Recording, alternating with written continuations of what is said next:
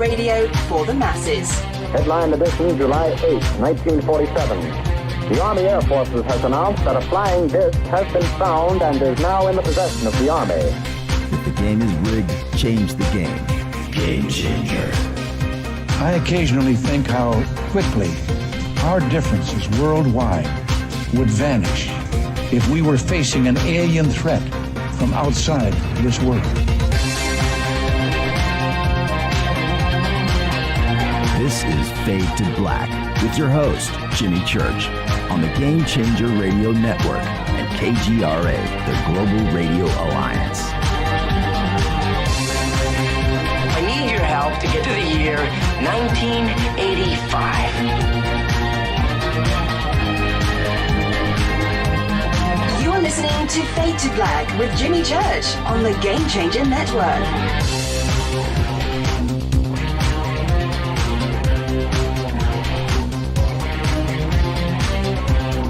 Good evening. How you doing? How you doing? All right. Fade to Black. Bespoke radio for the masses. Yeah. Today's Thursday, July 1st, 2021. 183 days into the new year. Only 182 days left. We are live from a bunker somewhere in the middle of nowhere. That's right, a total undisclosed location. But it is beautiful. I would like to welcome everybody listening all around the world, all across the United States. Hither and thither, to and fro, back and forth, up and down, east and west, and north and south, far and near. This is Fade to Black for KJCR, the Game Changer Network, and KGRA, the planets. I'm your host, Jimmy Church. What is cracking, everybody? How you doing? How you doing? All right.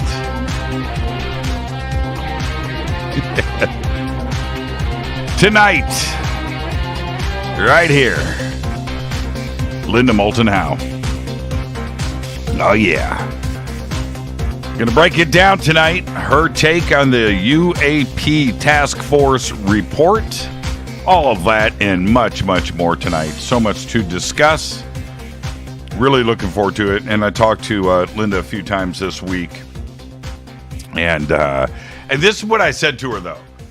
And this is tough. This is tough to do with Linda. And this is something you need to trust me on, okay? We have great phone calls, and we laugh about them all the time. Just amazing phone calls, amazing conversation. And we do it all year long. But this time around with Linda, I wanted to talk about some other things. And I said, Linda, stop. I want you to save whatever you want to say for Thursday night. But Jim, Linda, save it for the show, please. Please. Okay, Jimmy, I will. Okay, all right. But Jimmy, no, Linda. Really funny. Really funny. She's just emotional, and she's got so much research and time and the investment. She just wanted to talk to me about it, and I didn't want to tarnish the conversation tonight, because I know she'll forget, and you know what I mean. You just got to have one crack at it. You just one crack, Linda. Thursday night. Oh man, change the subject, and we talk for 2 more hours on that. Okay, and anyway, tonight, Linda Moulton Howe. I cannot wait for this. All right, I cannot wait. I'm dropping my flashlights. I have this weird fetish. I do, and it's called flashlights. And, I'm always getting under stuff and wiring, and I've got, 3 massive desks in here. There's a desk here. That's 6 foot. They're all matching, right? Same legs and things. This one is 8 feet. That one's 6 feet. So imagine, right, how big this is right here. But if I'm over here underneath, wiring, I need a flashlight. So I've got one, right? I've got one right here, right? But what if I'm over in that corner, right? So I've got this flashlight for this side, but then I got a mag light right here for over, just in case I need to reach up. Then if I'm over here, I've got a flashlight over there, right? Okay. And then if I'm, in a tight spot, I've got some mini flashlights. Oh my God, they've been moved. But yeah, I got this weird flashlight thing. And I've got another one right there. So I've got 4 flashlights. Is that weird? Is that weird? If I'm in a Home Depot, a Lowe's, right, a Costco, and I see those flashlight bundles, 4. I'm just like, man, I need that. I need that. Oh man, it's really weird. It's really weird. Yeah, you should see the house. Flashlights everywhere. Okay, all right. Did I just come a little bit too clean? Yeah, flashlights. Okay, all right, moving on. Linda's going to be with us. She's going to be with us July 17th, and this is our Forbidden Disclosure online conference with Richard Dolan and Linda, and Lou Elizondo, Nick Pope, and Billy Carson, and myself. It's an 11-hour all-day event, so it's 5 different 2-hour segments with everybody, and Richard and Linda and Nick and Billy all taking 2 hours. My 2 hours is going to be with Lou Elizondo, so that's how that is split up. And then at the end of our conference, we're doing a roundtable that is supposed to be an hour. It's probably going to run longer, but that is an 11-hour all-day long event. I'll be hosting all day long. I cannot wait for this. It is Saturday, July 17th, okay? And we did it on a Saturday to make sure that everybody was home and everybody didn't have an excuse for not staying up late or not being around all day during the day. That's why we did it on Saturday, July 17th. We also did it on Saturday, July 17th to give some space in between the UAPTF report and our conference. All right? Now, everybody is bringing their best. This is stuff you're not going to get anywhere else. We're going to give everybody the freedom to say what they want to say. It is going to be the most talked about event all year long. I can guarantee you that. And you can get tickets right now. You can go to jimmychurchradio.com. You can click there. You can go over to social media. We've got it up in Twitter. We've got it on Facebook. It's all over the place. Go and get your tickets now. This is a huge, huge event. We have put the best and the brightest together all on one conference. Okay, so go and get your tickets today. Follow me on Twitter at JChurchRadio. At JChurchRadio. Did somebody say flashlight? Wow. Wow, that's pretty cool. I kind of dig that. Is that real? How does that... Wow. Wow. I got to get me one of those. Man, mount that to my Jeep. That's from Mark Tirana. If you want to see what Mark just posted, hashtag F2B, that's the sandbox. Hello to everybody on Facebook, YouTube, the Bunker Cam, KGRA. What is up? Let's get to the breaking news right now. Right before the show tonight, this broke. British billionaire Richard Branson plans to beat fellow billionaire and rival Jeff Bezos into space. Branson's company Virgin Galactic made a surprise announcement today that he will be in Virgin's rocket-powered plane on July 11th. That is next week. Oh, man. 9 days before Bezos' planned July 20th launch. The announcement puts Branson, rather than Bezos, in a position to become the first billionaire to travel aboard a spacecraft he helped fund. Is this a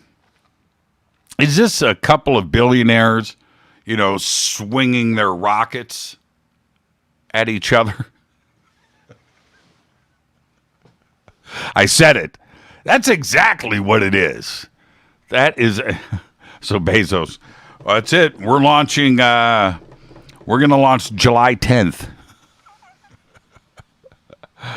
This is crazy. The United Nations today recognized a new record high temperature for the Antarctic continent, confirming a reading of 64.9 degrees Fahrenheit made last year. The record heat was reached at Argentina's Esperanza Research Station on the Antarctic Peninsula, February 6th, 2020. The WMO rejected an even higher temperature reading of 69.4 degrees Fahrenheit reported February 9th last year at a Brazilian automated permafrost monitoring station on nearby Seymour Island. The previous verified record for the Antarctic continent, the mainland, and its surrounding islands was 63.5 degrees Fahrenheit, recorded at Esperanza on March 24th, way back in 2015. Incredible. The EU's, the European Union's digital COVID certificate passport has officially launched, permitting easier travel for EU citizens across the bloc amid ongoing pandemic restrictions. However, Ireland will be late to join because of a cyber attack. The European Commission shared confirmation of the project's launch on Twitter today. Under the digital COVID certificate, EU citizens can travel within the Union by showing proof, either digitally or as a printout, that they have either been vaccinated against the virus, tested negative for it, or recently recovered from a COVID illness due to the presence of what's wrong? Of antibodies. Let's get the show cracking. Happy birthday to today. This surprises me, actually. Dan Aykroyd is just 69. I thought he was older. Happy birthday, Dan. Liv Tyler today is 44. Pamela Anderson today is younger than me at 54. The B-52's Fred Schneider is 70. And Blondie Deborah Harry today is 76 years old. There you go. Our dead guy's birthday today is Leon Chancellor. 1952 to 2018, died at the age of 65. Leon was a pop, funk, and jazz drummer. He was also a composer, a producer, and a university professor. It was Leon that played those drums on Billie Jean by Michael Jackson. Yep, that was Leon. Leon worked, and you know, every time you hear Billie Jean, you're air drumming. You just think that he got that group. That's Leon. That's Leon. Leon worked with George Benson, Stanley Clarke, the Crusaders, George Duke, Herbie Hancock, John Lee Hooker, Hubert Laws, Thelonious Monk, Jean-Luc Ponty, Lionel Richie, Kenny Rogers, Patrice Rushen, Santana, Frank Sinatra, Donna Summer, The Temptations, Tina Turner, and Weather Report. A drumming god. Leon died at his home in Los Angeles, California on February 3rd, 2018 of prostate cancer at the age of 65. Happy birthday, Leon. On this day in history, OTD, the first Sony Walkman goes on sale, and the entire world was forever changed. Unbelievable. I will never forget my first Sony Walkman and putting on those headphones, AA batteries, popped in my Black Sabbath cassette. I think it was Ozzy, Van Halen, whatever it was. Put on those little earphones with the orange rubber foam. You remember that? Put that on. It sounded so good. And you got to take it with you. Remember that? Incredible. Fate or fact. The smallest dinosaur ever discovered is called the Microraptor. It is. Discovered in China. And it is only 16 inches long. Look it up. The Microraptor. Yeah, you're already thinking about Jurassic Park, aren't you? Tonight, very special guest, Linda Moulton Howe. That's right. Earth Files. She is here to give us her take on the UAPTF report, and I'm jumping over to before I get to my see, that Sony Walkman, that was mine, but I could have sworn my ear things were orange. Why are these black? Maybe they were black. I just remember them being orange. I could be wrong, but mine was blue, like this. I'm pretty sure. Yeah, it was blue. Yeah, that's it. But mine weren't black. Anyway, before we get started, I got a tweet earlier today, and I actually responded to it. And somebody, and it's too deep here now. I'll never find it. It's buried too deep. But somebody was asking me about a couple of guitars. And this one here, I don't know if you can see it. I'm pointing at it. That's the Kramer Diver Down. So that's the Van Halen Diver Down album cover, right? You can see it right there. And it's called the 84 Diver Down. That's that guitar. Right above it, you can only see the bottom of it. That's the EVH Eddie Van Halen black and white guitar from Van Halen 1. Virtually the same guitars, okay, on the surface. And he was going to, which guitar is better? Which do you prefer? Because they are very, very, very, very similar guitars. And I thought it was fun for me to respond. And so the Kramer 84, the Diver Down, has got a Seymour Duncan JB pickup, which I have in most of my guitars, and I love that pickup. The EVH has got the Frankenstein pickup in it. Different sound. I prefer the JB. The Kramer's a heavier guitar, much heavier, and I don't like heavy guitars. I like light guitars. The EVH is a much lighter guitar, so it's like point goes to EVH on that one, but the EVH has got the knockoff Floyd Rose, where the Kramer's got a real Floyd Rose on it. And so there's trade-offs between the two, but I like the neck. The neck feels better on the Kramer. Very strange. You would think that the guitars would be very similar. So they have these trade-offs. And even though the EVH looks good, and it's more resonant, I lean towards the 84. I like the neck, and I like the pickup on it, even though it's heavy. It's a heavier guitar. I think it's maple. Yeah, it's a maple body. That's basswood. Much lighter, like 2 or 3 pounds lighter. Anyway, so I that happened right before. Yes, see? The orange ones. Okay, yeah, I feel better now. Yeah, the orange ear pads. Yes. Okay. All right. So I'm not losing my mind. Sony Walkman. All right. I just felt like talking guitars for a minute. Where am I? Okay. River Moon Coffee. That's where I'm at. rivermoonwellness.com. Head over to jimmychurchradio.com. Get yourself the best coffee in the world.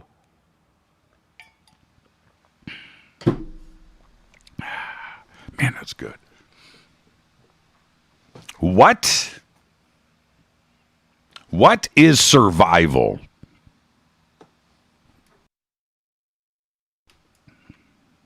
What is survival? Well, the classic definition is this: the state or fact of continuing to live or exist, typically in spite of an accident, ordeal, or difficult circumstances. Now, until very recently, survival was our way of life. Just surviving the day was a big deal, and living through the night to see the sun come up was an even bigger deal. It was survival. Everything that we did in the past was done just to survive. There were no hobbies, no guitars, no school, no math, no fun things. There was no time for it. All of our energy and thought was for one thing: survival. Now, really take some time to think about what I'm saying right now, okay? You see, monkeys, elephants, our pet dogs, there are some really smart animals out there. There are. But their world, no matter what we seem to teach them, is still all about survival. Constantly thinking about eating and drinking and sleeping and surviving another day. That's what they do. Somewhere, somehow, and it wasn't that long ago, we separated from the rest of the animal kingdom. And we started to think less about survival and began using this gray mass of goo in our heads for other things. We were able to take the stress out of how we were going to survive the day and the night. Survival was no longer a big issue. You see, we conquered food. We did. We won the battle of the beasts. And suddenly we were thinking about the creation of things. Music, schools, writing, math, science, medicine, religion, political systems, nature, and eventually manufacturing and transportation and technology. Now, we certainly understand all of this today, but the bigger question is, why? We, us, are not very far removed from monkeys and chimps and apes, or our pet dogs. Our DNA is nearly identical. We've pretty much domesticated our canine friends thousands of years ago. They no longer have to worry about survival. But they are not thinking about algebra. Or are they? I've often thought that maybe they do understand the sciences and our languages, but they just choose to ignore us. That's a whole nother show. We'll get to that at another time. Back to my point. For some reason, we were able to, as Homo sapien sapien, I say that because Linda Moulton Howe is on the show tonight. We'll see how many times we say Homo sapien sapien. But back to what I'm trying to say.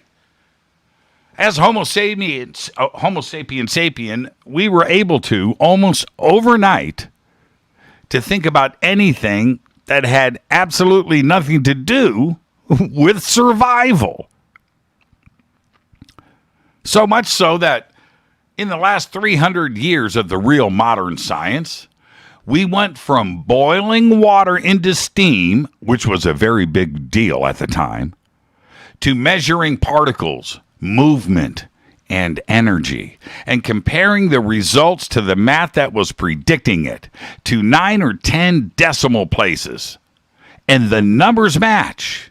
This is absolutely astounding. So I will ask you again, how is it that we can use our brains for this? What makes us so special, so different? What does theoretical physics have to do with our survival? Well, in a nutshell, nothing. The fact that a dude or dudette can scribble a bunch of symbols on a chalkboard for a job all day long for years on end and not worry about their very survival, I'm talking about eating, drinking, shelter, is beyond crazy. It doesn't fit into the animal kingdom. And the way this planet evolved over the last 4.5 billion years, that is not the way things have worked. What makes it so different? There are approximately 8.8 million species on Earth.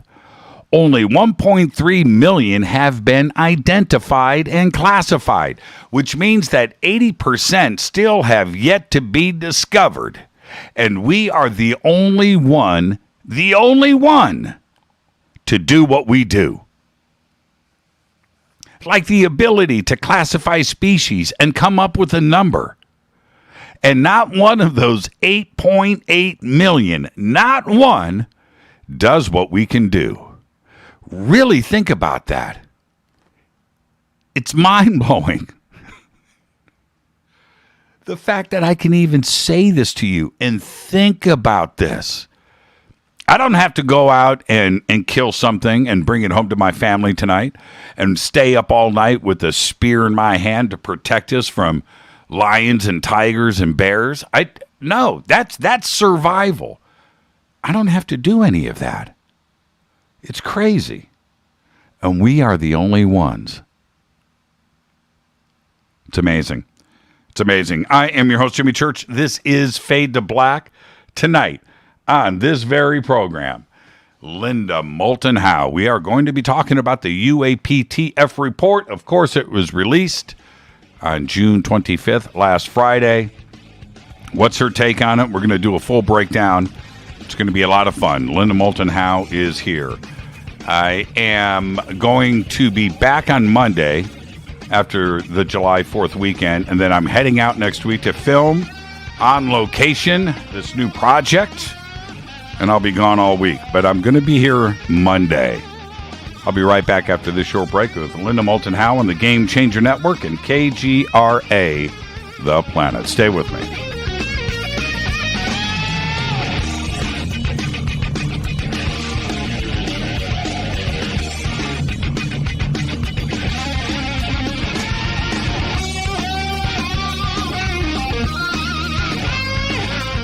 This is Nicole Church, daughter of you-know-who, and you're listening to Fade to Black on JimmyChurchRadio.com and the Game Changer Network.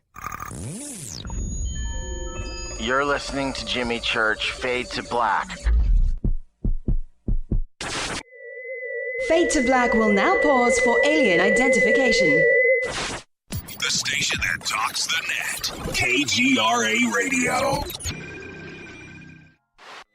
Introducing the Game Changer blend from River Moon Coffee that delivers a customized blend made specifically for the Fadernauts. If the game is rigged, change the game. It's a bolder cup with some bite.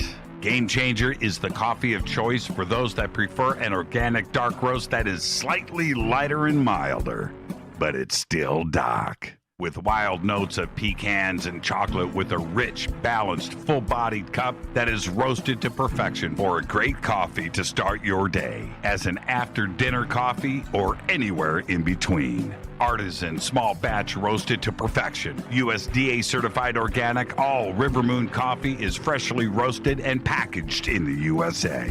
Just go to rivermooncoffee.com or click on the banners over on our site and use the promo code F2BBLEND for 15% off of your order today. rivermooncoffee.com. This is the only way forward. This is Fade to Black. Make contact. KGRARadio.com. This is Jimmy Church of Fade to Black, and you can get our podcast for just $2 per month. All you have to do is click on the podcast banner over at jimmychurchradio.com. Hi, folks. It's troubling times, and fear is pushing emotions, which in turn pushes health the wrong direction. Do you ever get an ache because life is uneasy? Try Life Change Tea at getthetea.com. Life Change Tea works on your digestive tract, helping to move food through quicker and comfortably so your health is spot on. Life Change Tea may not help with world issues, but it will help with your digestive issues. A glass a day helps keep the intruders away. So, change your life today. Log on to getthetea.com. That's getthetea.com. If your health game is off, get on by ordering Life Change Tea. getthetea.com. And while you're on our site, look around at the great non-GMO organic supplements. And if you're a sales shopper, go to our specials page and see what's for you. I've been drinking the tea for 12 years and I'm sure glad for its health benefits. Again, that's getthetea.com. Getthetea.com. The tea that makes you go. Fadernauts. When you think about the future of our country and where we're headed, do you wonder about the food supply? I do. Disruptions in the food supply chain could be disastrous, and they usually occur with little warning. That's why the smartest thing you can do today is to stockpile emergency food, water, and other essentials. I personally recommend My Patriot Supply. They're the nation's largest emergency preparedness company, serving millions of customers for more than than a decade. In fact, they're the only source my family trusts for our preparedness plan. You should too. Right now, save 20% off a full 4-week supply of delicious meals that provide 2,000 calories a day. Saving 20% helps too, doesn't it? Especially now. So go to preparewithjimmy.com and get ready. That's preparewithjimmy.com. There's no time to lose. Do it now. 9 out of 10 geneticists agree. Fade to Black is not your father's radio show on the Game Changer Radio Network and KGRA, The Planet. Hi, this is Rob Reiner from Anvil, and you're listening to JimmyChurchRadio.com. What's up? I'm Chris. What up? This is Kyle Massey, and you're listening to Jimmy Church Radio.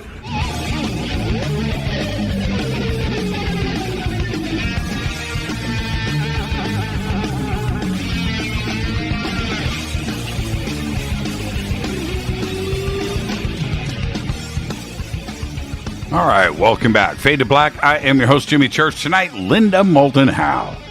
Linda joins us to discuss the UAP Task Force report, give us her full analysis of its impact and its impact on the world. I'm just going to say it that way.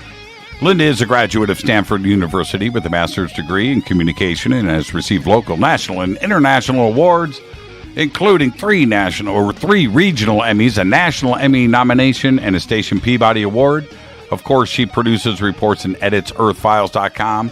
She hosts her live YouTube show each week, and she's been on Ancient Aliens since its first season. But Miss Howe has traveled to Venezuela, Peru, Brazil, England, Norway, France, Switzerland, Netherlands, Yugoslavia, Turkey, Ethiopia, Kenya, Egypt, Australia, Japan, Canada, Mexico, the Yucatan, and Puerto Rico for her research and productions.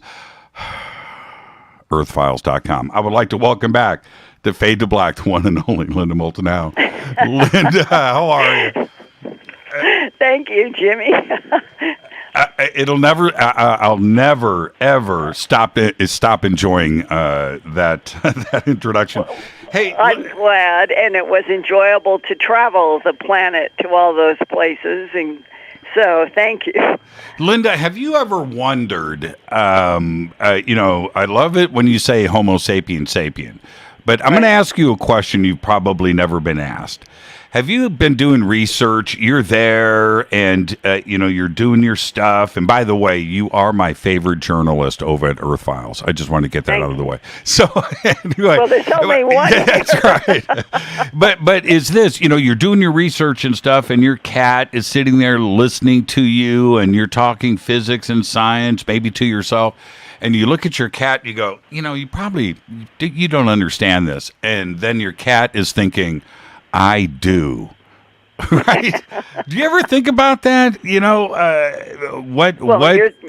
talking about consciousness. And right. You have consciousness, the cat has a different consciousness, but the consciousness is what we're all trying to understand when it comes to an alien presence. Because if what the UFO phenomena really is, that a lot of us have been exposed to for a long time, then part of the challenge is, why do the non-humans do what they are doing to the Earth and to humanity? And what intrigues me, Jimmy, is in the report that was released on Friday, June 25th, really just 9 humble pages for the unclassified version for the public, and I understand that the classified larger that Congress has disappointed some of them as well. But if you go even to what the Director of National Intelligence put out for the citizens and the media, here is a paragraph on page 2, under Scope and Assumptions, quote, "This report provides an overview for policymakers of the challenge associated with characterizing the potential threat posed by UAP, unidentified aerial phenomena, which are also UFOs, while also providing a means to develop relevant processes, policies, technologies, and training for the U.S. military and other U.S. government personnel if and when they encounter UAPs, so as to enhance the intelligence community's ability to understand the threat. And then, again, there is that repeated word, threat. And this really, when I read through the 9 pages that are in some ways disappointing, and in others it's sort of like at least celebrating that for the first time the Director of National Intelligence in the DoD is actually talking to Congress and the public about this. But one of the first things that I thought of was page 267 in The Day After Roswell by Lieutenant Colonel Philip J. Corso. And this is, I'm going to read with the idea that what we just got on Friday talks about threat throughout. Threat is the underlying theme of those 9 pages. Okay, now we're going back in time to 1961 to 63, when Lieutenant Colonel Corso was working for General Arthur Trudeau in the Pentagon, who had been appointed the first Director of Research and Development by President Eisenhower. They knew each other during World War II. And here is Lieutenant Colonel Corso in his invaluable book, The Day After Roswell. And please keep in mind, he's now writing the words about 61 to 63. This 9-page came out on June 25th, 2021. Decades and decades and decades now, we are seeing this word threat. So going back to 61 to 63, quote, "It was the UFOs, alien spacecraft, that seemed to be thinking themselves invulnerable and invisible as they soared around the edges of our atmosphere, swooping down at will to destroy our communications with electromagnetic pulse bursts. They buzzed our spacecraft, colonized our moon surface. They mutilate cattle in their own horrendous biological experiments, and even abduct human beings for their medical tests and hybridization of the species. And what was worse, we had to let them do it because we had no weapon to defend ourselves. The Soviets and the United States both knew that the real targets of the Strategic Defense Initiative, known as SDI, were the UFOs." That's 1961 to 1963. Right. Why is all of this information from Lieutenant Colonel Corso and others who we have lots and lots of documents from World War II on. Why is this report from the DNI drawing this arbitrary line in the sand at 2004 to 2021? That's the period of time, and that's when they say that they only had 144 cases to address for this answer back to Congress from the COVID funding bill 180 days before. Doesn't it make you feel both frustrated and puzzled about why are they ignoring all of the shoot downs and of pilots and all kinds of things that happened from World War II up to now? And what I just read was Colonel Corso talking about his work in 1961 to 63.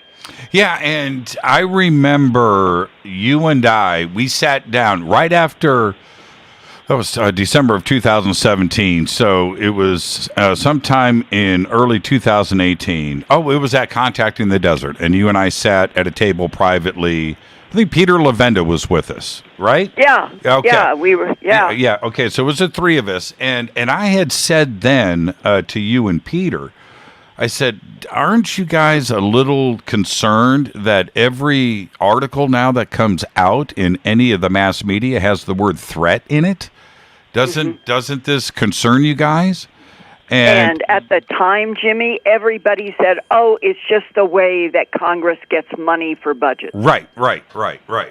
And I just felt very concerned that this message was being carried by all of the media, right? And it was everywhere. And I didn't like the way I was spoken to about that. Every time I brought it up, you're wrong, or it is a threat. But I thought that's a direct word. That's a direct word, threat. And it was everywhere, Linda. It's been everywhere since December 2017. It's never really stopped all the way up to this report. Well, let's add another pawn on the chessboard. I think that one of the top 2 or 3 whistleblower release documents of all time, from World War II to now, is the Psalm 101 Majestic 12 Group Special Operations Manual entitled Extraterrestrial Entities and Technology Recovery and Disposal, Top Secret Magic, Eyes Only. Majestic 12 Group was printed at least another time. It obviously existed before, but the issue that we have is dated April 1954. And Bob and Ryan Wood, who tracked down everything that they could about the release of this in 35 millimeter negative back in the spring of, I think it was 91 to 93 time period. And one of the things that Bob Wood was able to do was to track down the person at Kirtland Air Force Base, which is exactly even what the manual talks about, the Kirtland Air Force Base, Building 21, Kirtland, 88. That is where all things related to printed matter, electronic recordings, maps, charts, photographs, and film in the extraterrestrial technology classification table on page 11 of the Psalm 101 manual. It was Kirtland that would have been the appropriate place for the publication of this manual, as highly classified as it was and is supposed to be today. And somebody decided that they would photograph the entire manual and send it to a drugstore that ended up going to a UFO group, and then Stanton Friedman saw it and asked Bob Wood, who was then just retiring from McDonnell Douglas after a sterling career as an aerospace engineer, who had been exposed to UFO in the sense of that his company wanted to know, study the movements of this technology that we don't understand. Is there any way that McDonnell Douglas could back engineer, back think, back anything from what they had on movies, but they had in eyewitnesses? And that is something that Bob Wood spent, I think it was 2 years, trying to work on. What do we have in front of us? What does it do physically? Is there any way that we can reproduce it? And they couldn't. And but that incited in Bob Wood, PhD, aerospace engineer, deep interest in the entire UFO field. And it was great that Bob is the one who got the 35 millimeter negative, had it blown up, printed, and turned into the Psalm 101 document for those of us investigating. It's like holding what the original historically would have been. And the very fact that it is about extraterrestrials, and here is in contrast to what we are now getting today as threats that are unidentified. This is the current situation in 1954 when this manual was published, just for MJ-12 access and for their teams that would go out to UFO crashes and return bodies, and the very specific place for most everything that they had, and they are not beating around the bush. Everything in this Psalm 101 manual from 1954 uses the word extraterrestrial. The craft, damaged or whole, went to Area 51S4. If they had non-mechanical or non-electronic materials that had to do with something that the beings were wearing, and clothing or anything like that from the ship, it went to the Blue Lab at Wright-Patterson Air Force Base in Ohio. It has designations for the living non-human organisms in apparent good or reasonable health, and you know that means they had extraterrestrial biological entities in reasonable and good health that they were trying to communicate with telepathically. And they went to OPNAC BBS 01. Now, one of the things that I have been able to do in the last year was to track down BBS to Barking Sands. This was an island with a military unit on it in Hawaii, going back to World War II. I believe that some aspect of it is still there, but highly classified. And so that shows up in the Psalm 101 document in the 1954 print. Is Barking Sands in Hawaii is a place where some of these beings were taken, and especially the living non-human organisms. I wonder what is still there. And then they had a designation also of non-living entities, and where they would go would be to the Blue Lab, Wright-Patterson, and all weapons found went to Area 51S4. In fact, it's Area 51S4 that out of 11 line items, it's 7 go to Area 51S4. So that was the throbbing pulse of research and technology. Yeah, every time I read and I poured over Psalm 1, like all of us did, right, hundreds of times, it feels and looks real. You know, I look for just like mistakes or just, you know, if it always resonated as authentic with me. Always did. Well, remember and repeat that the printer in Kirtland, Dr. Bob Wood was able to talk to. He said, confirmed, they printed in 1954. In fact, it was a new printer. That's why he remembered it. They printed the Psalm 101 training manual. He got that confirmation, Dr. Wood. And under current situation, when this was printed in 1954, here's what it says. It is considered, as far as the current situation is concerned, that there are few indications that these objects, the UFOs and their builders, the beings in the UFOs, pose, it's doubtful that they pose a direct threat to the security of the United States, despite the uncertainty as to their ultimate motives in coming here. Certainly, the technology possessed by these beings far surpasses anything known to modern science. Yet their presence here seems to be benign, and they seem to be avoiding contact with our species, at least for the present. Several dead entities have been recovered, along with a substantial amount of wreckage and devices from downed craft, all of which are now under study at various locations. And I was giving you the list of those locations listed in the Psalm 101. No attempt has been made by extraterrestrial entities either to contact authorities or to recover their dead counterparts or the downed craft, even though one of the crashes was the result of direct military action, and he means we shot one down. And that is exactly what Leonard Stringfield told me before he died. He wrote a very important book, Situation Red.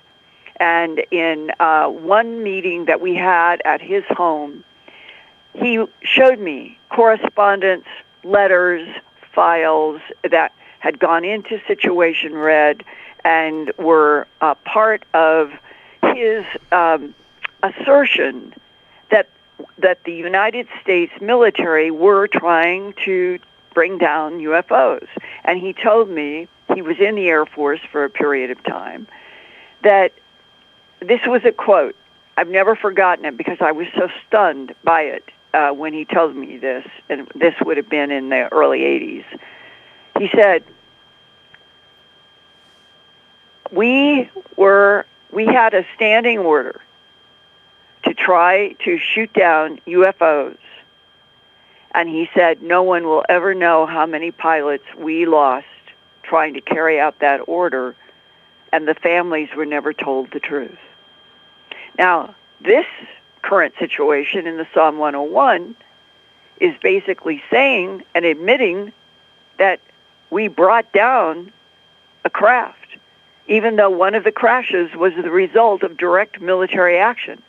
There was no retaliation or any reaction from the described extraterrestrial biological entities in the Psalm 101. And now it says, the next sentence, the greatest threat at this time, 1954, arises from the acquisition and study of such advanced technology by foreign powers unfriendly to the United States. And that would be China, Russia, North Korea, and however you want to define it at 1954, given the fact that Russia and the United States were sort of on the same side in World War II, but it didn't last very long. The reaction that you had, your first read-through on the UAP Task Force report, your first, just not later, your first read through. I know how I felt. I want to know about your reaction. It felt like a slap in the face because I'm giving you pieces that they should have had in a presentation for the public by 2021. We're talking about the 1954 printed Psalm 101 document that a whistleblower got out through 35 millimeter, and Dr. Bob Wood was able to get it into a form that we could study. We're talking about Lieutenant Colonel Philip J. Corso working in the Pentagon for General Arthur Trudeau, handpicked by General Eisenhower, who became president. And in 61 to 63, Colonel Corso, I read, is talking about shoot downs, alien spacecraft doing whatever they want to do. It is as if there has always been tension, but there has never been from 1941 up to now, outside of Colonel Corso's book, the Psalm 101, and other various documents that have been assembled or put out. I'm thinking of several that I have that I don't think are as strong as the Psalm 101 and Colonel Corso's work, but none of this has been reflected even yet to the public, as we are in what I hope is a phase where the government is finally going to start telling us the truth. That is the biggest problem with all of this. The policies of denial, the policies of lies, the policies of a kind of hypocritical, we are a government of, by, and for the people, but when it comes to something as important as finally recognizing that we're not alone in the universe and that there have been all kinds of life forms interacting with this planet for eons, and that it goes on out into the Milky Way galaxy and beyond, that we still are not given the, what would you say, the respect to tell us and the world the truth. Is there another way? I've been trying to, okay, or let me back up. We've got a lot of show to do tonight. On my second read through, Linda, I went from the slap in the face to starting to read between the lines and looking at little key things that were there, little nuggets, did you start to see those little drops that were in this report that were intentional? Well, you can't. I went through this last night on my Earth Files YouTube broadcast. I went through the whole thing in detail and spent quite a bit of time on each of the pages. And there are implications, but when you get to something like on, this was on page 3 of the executive summary, and it seems to me it tries on one hand to reduce the significance of UAP UFOs when it says, quote, UAP incidents fall into one of 5 potential explanatory categories. Yep. Airborne clutter is first. And that I thought of drones and trash balloons in the sky and all of that. Second, natural atmospheric phenomena. You can think of how many people have been confused by sundogs or sometimes those moisture rings around the moon, and they take photos and send them in and say, are these UFOs? And they're not. The U.S. government or U.S. industry developmental programs, there are supposed to be, right now, corporations that can move point to point, portal to portal. On the planet Earth, going out to the moon, there is supposed to be point-to-point travel. Where did we get it? Where did we learn? How did we get to it? And the implication is directly from the UFO technology, but the words here are just U.S. government or U.S. industry developmental programs. Yes. Fourth, foreign adversary systems from nations such as China, Russia, and North Korea. Right. And it could also be assumed that other intelligences in the universe that are hostile to humans could be considered foreign adversaries. This is me talking to the audience. Fifth, in a kind of throwaway category, it says, quote, and this is literally what it's called, a catch-all other bin. And it's that catch-all other bin that might include other intelligences. And so it's reduced, even in this list of what the UAP could be in terms of what they've released. And it is so far removed from the denseness, I would say, of reports, photographs, films, radar recordings, all of the material that exists and has been publicly described since World War II. One of the biggest ones, Jimmy, was 1952 July. For 2 weeks, UFOs flying in wing formations or something over the nation's capital. That's right. That's right. We need to take a break right here, Linda. And the point that you're making here is one that I realized as I continued to read through this, which is it's also, the report is a paradox. It's hypocritical. It's saying it's saying that they don't know anything, but they know a lot. You know what I mean? It doesn't make any sense. Yeah. Let's take our break right here. Tonight, Linda Moulton Howe. This is Fade to Black. I'm your host, Jimmy Church, on the Game Changer Network and KGRA, The Planet. We'll be right back after this short break. Stay with us.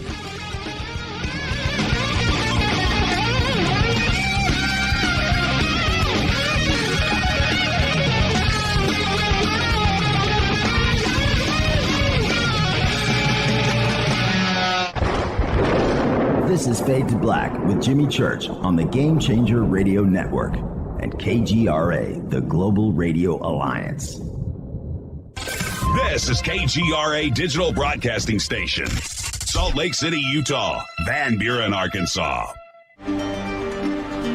This is Billy Carson with ForbiddenKnowledge.tv. Forbidden Knowledge TV has just reached its 1-year anniversary. That's right, 1 year. And as a show of appreciation, we are giving all new subscribers a free 30-day trial of ForbiddenKnowledge.tv. That's 30 days to binge watch thousands of movies, documentaries, conferences, workshops, lectures, yoga classes, meditation courses, and so much more. So log on to forbiddenknowledge.tv from your computer or mobile device, or get the Forbidden Knowledge TV app on Apple TV, Roku, Amazon, iTunes, or Google Play today and use coupon code 30 days free. That's coupon code 30 days free on forbiddenknowledge.tv today. Because you never got that pony you always wanted. Damn it. Jimmy Church and Fade to Black on the Game Changer Network. KGRADB.com.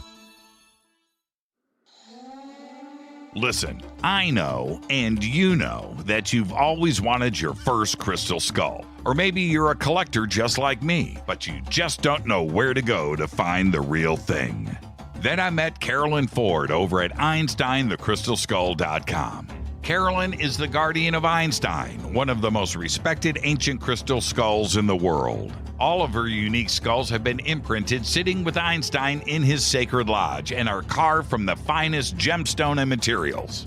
Imprinting is the process of receiving the ancient wisdom from the master skull or master computer, Einstein, the ancient crystal skull. To see Carolyn's current collection of crystal skulls, just visit her store at EinsteinTheCrystalSkull.com or click on the banner over on our site. Don't forget to use the promo code Jimmy at checkout to receive 10% off of your order today. That's promo code Jimmy. Finding your first or next crystal skull is easy. Just visit EinsteinTheCrystalSkull.com.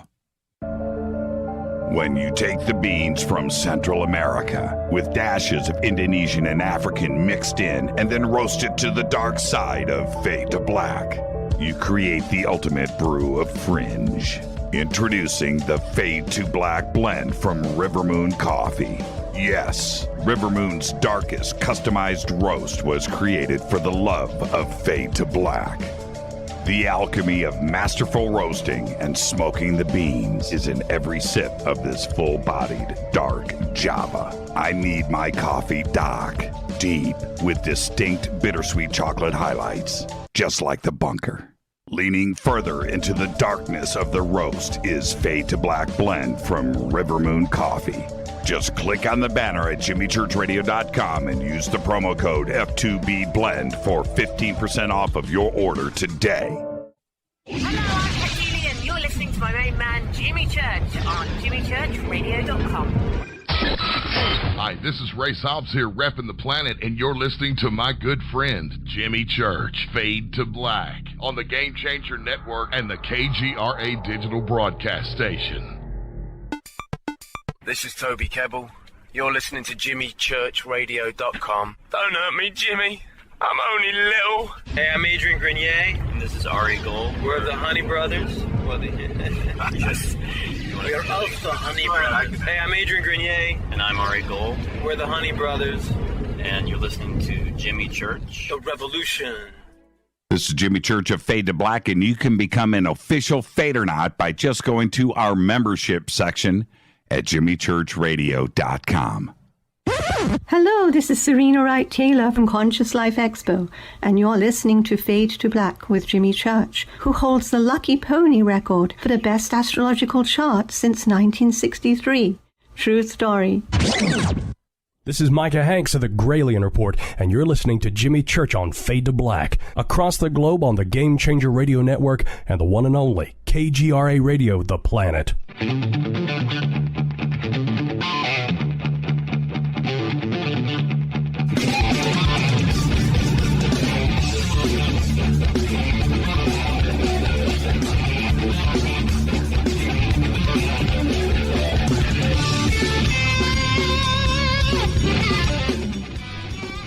Welcome back, Fade to Black. I am your host, Jimmy Church. Tonight, Linda Moulton Howe is here.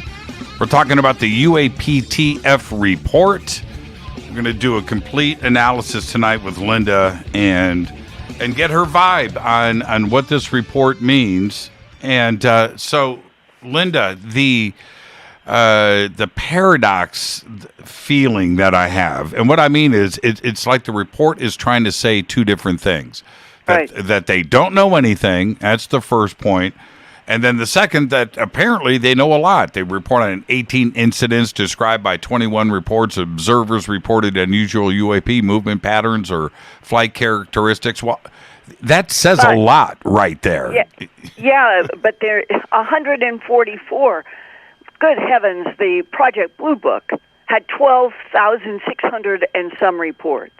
MUFON today says that they have over 100,000 reports archived.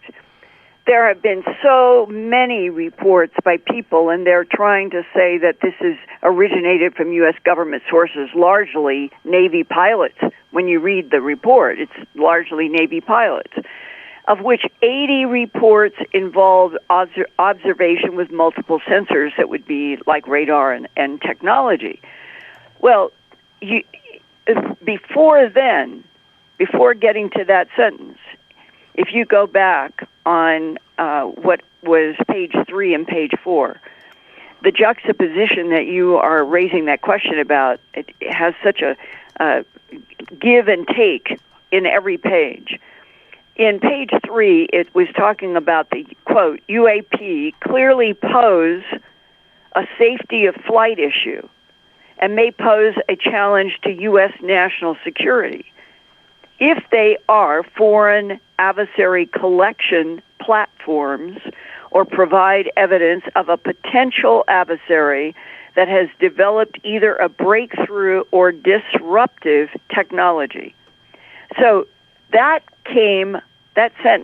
sentences came right after that fifth category that is so strangely named catch-all other bin. It goes right to the issue of disruptive technology and breakthrough technology that would be some adversaries' collection platforms. So those are linked together. They're catch-all other bin. But after that strong statement on page 3, the next page 4, the headline says, available reporting largely inconclusive. That flies in the face of 70-some years since World War II, of everything including July 47, Roswell. It includes the Mantell case. It includes so much. And they're saying available reporting largely inconclusive. Limited data leaves most UAPs unexplained. And then it states that what they've used for this report were only 144 originated from the U.S. government, in which 80 had some kind of sensor like radar. And then it drops down to an orange-tinted lower half of the page, and that's called UAP collection challenges. And there it says that narratives from aviators in the operational community, and that means military pilots, and analysts from the military and intelligence community describe disparagement associated with observing UAPs. Disparagement means ridicule, slander, to belittle, or disparagement for just reporting UAPs, or disparagement for attempting to discuss UAPs with colleagues. That reputational risk may keep many UAP observers silent, complicating scientific pursuit of the topic, and you just want to yell. But you guys are the ones who did that. It was the United States War Office that became the Pentagon that was the biggest attacker using sarcasm, and one of the best examples was that 1952 UFO flyover more than once of the nation's capital. And there was a General Sanford in the Pentagon who called for a press conference. The movie tone type cameramen came. And General Sanford had an actual car hubcap in his right hand. It's on news. You can find this piece in some of the history in Wikipedia. the day that General Sanford asked the press to come after the flyover in 1952 of the nation's capital, and this is what he did. He took that car hubcap in his right hand and threw it up into the air and said out to the press corps, "There's your UFO." And that sums up, that is a perfect metaphor for what the Pentagon, War Office, all of their reaction was. Keep the public and the media as far away from UFOs as possible, and do it with one of the most effective weapons in the psychology of Homo sapiens sapien. Make anything turn into ridicule and sarcasm, and you will drive the public away, and they did. But meanwhile, they are going out, gathering technologies, bodies, both alive and dead. And we are this now in the middle of the 21st century almost, and they still have not told us the truth. There's Lou. I talked to him today. He was also on the show last night briefly, speaking about this. But Lou said on this program, Linda, probably 6 months ago, and I went at him directly about this, but he said that he has seen, and I'm going to have to paraphrase here, but I think he used the word hundreds of videos and photographs of the real stuff, but because of his security clearance, he couldn't go into detail, and I tend to believe what Lou had said, but the point being, the government is sitting on piles, mountains of stuff, and then this report comes out and says, 144 reports, we can identify one, we don't really know what's going on, but... That's why it is a slap in the face. Yeah. Now, can we also look at it, is there we're going to go deeper into this later, but is there a good side to this? Is there a positive side that the report was written at least and it is being talked about, and the Senate Intelligence Committee and the communication is now starting to happen? Is there another way to look at this as well? It would have all been worth it and will be all worth it if this moves quickly to Senate hearings. And I keep hearing that might happen. And if we had legitimate hearings in which there would be the ability for Congress to call for as much evidence as possible and do it as a real Senate congressional hearing, then maybe that would start cracking open, finally, the truth that we're not alone in this universe, we never have been, and that our government has a lot of knowledge about other star systems, other solar systems, other life, and the gigantic enchilada. Who are we really, Homo sapiens sapien, in relationship to all of the many different types that are using the planet now, have used the planet for millions of years? What is the true relationship? And if the government knows who manipulated DNA in already evolving primates to create this line of Homo sapien, then that makes the lie even more egregious, because every human on this planet deserves to know the truth about our relationship with other species and this universe. What kind of universe are we actually in? And if it is a hologram, who is projecting the universe, and why did somebody make us? Well, and you bring up such a great point, Linda, in that the report, it took me a few read-throughs to kind of get what was actually going on, in my opinion.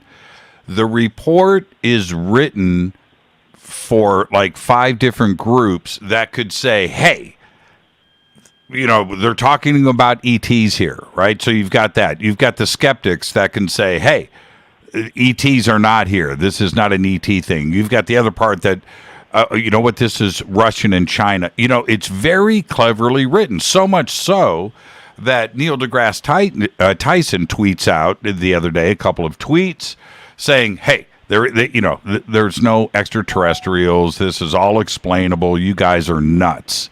And that's the way that he read the report.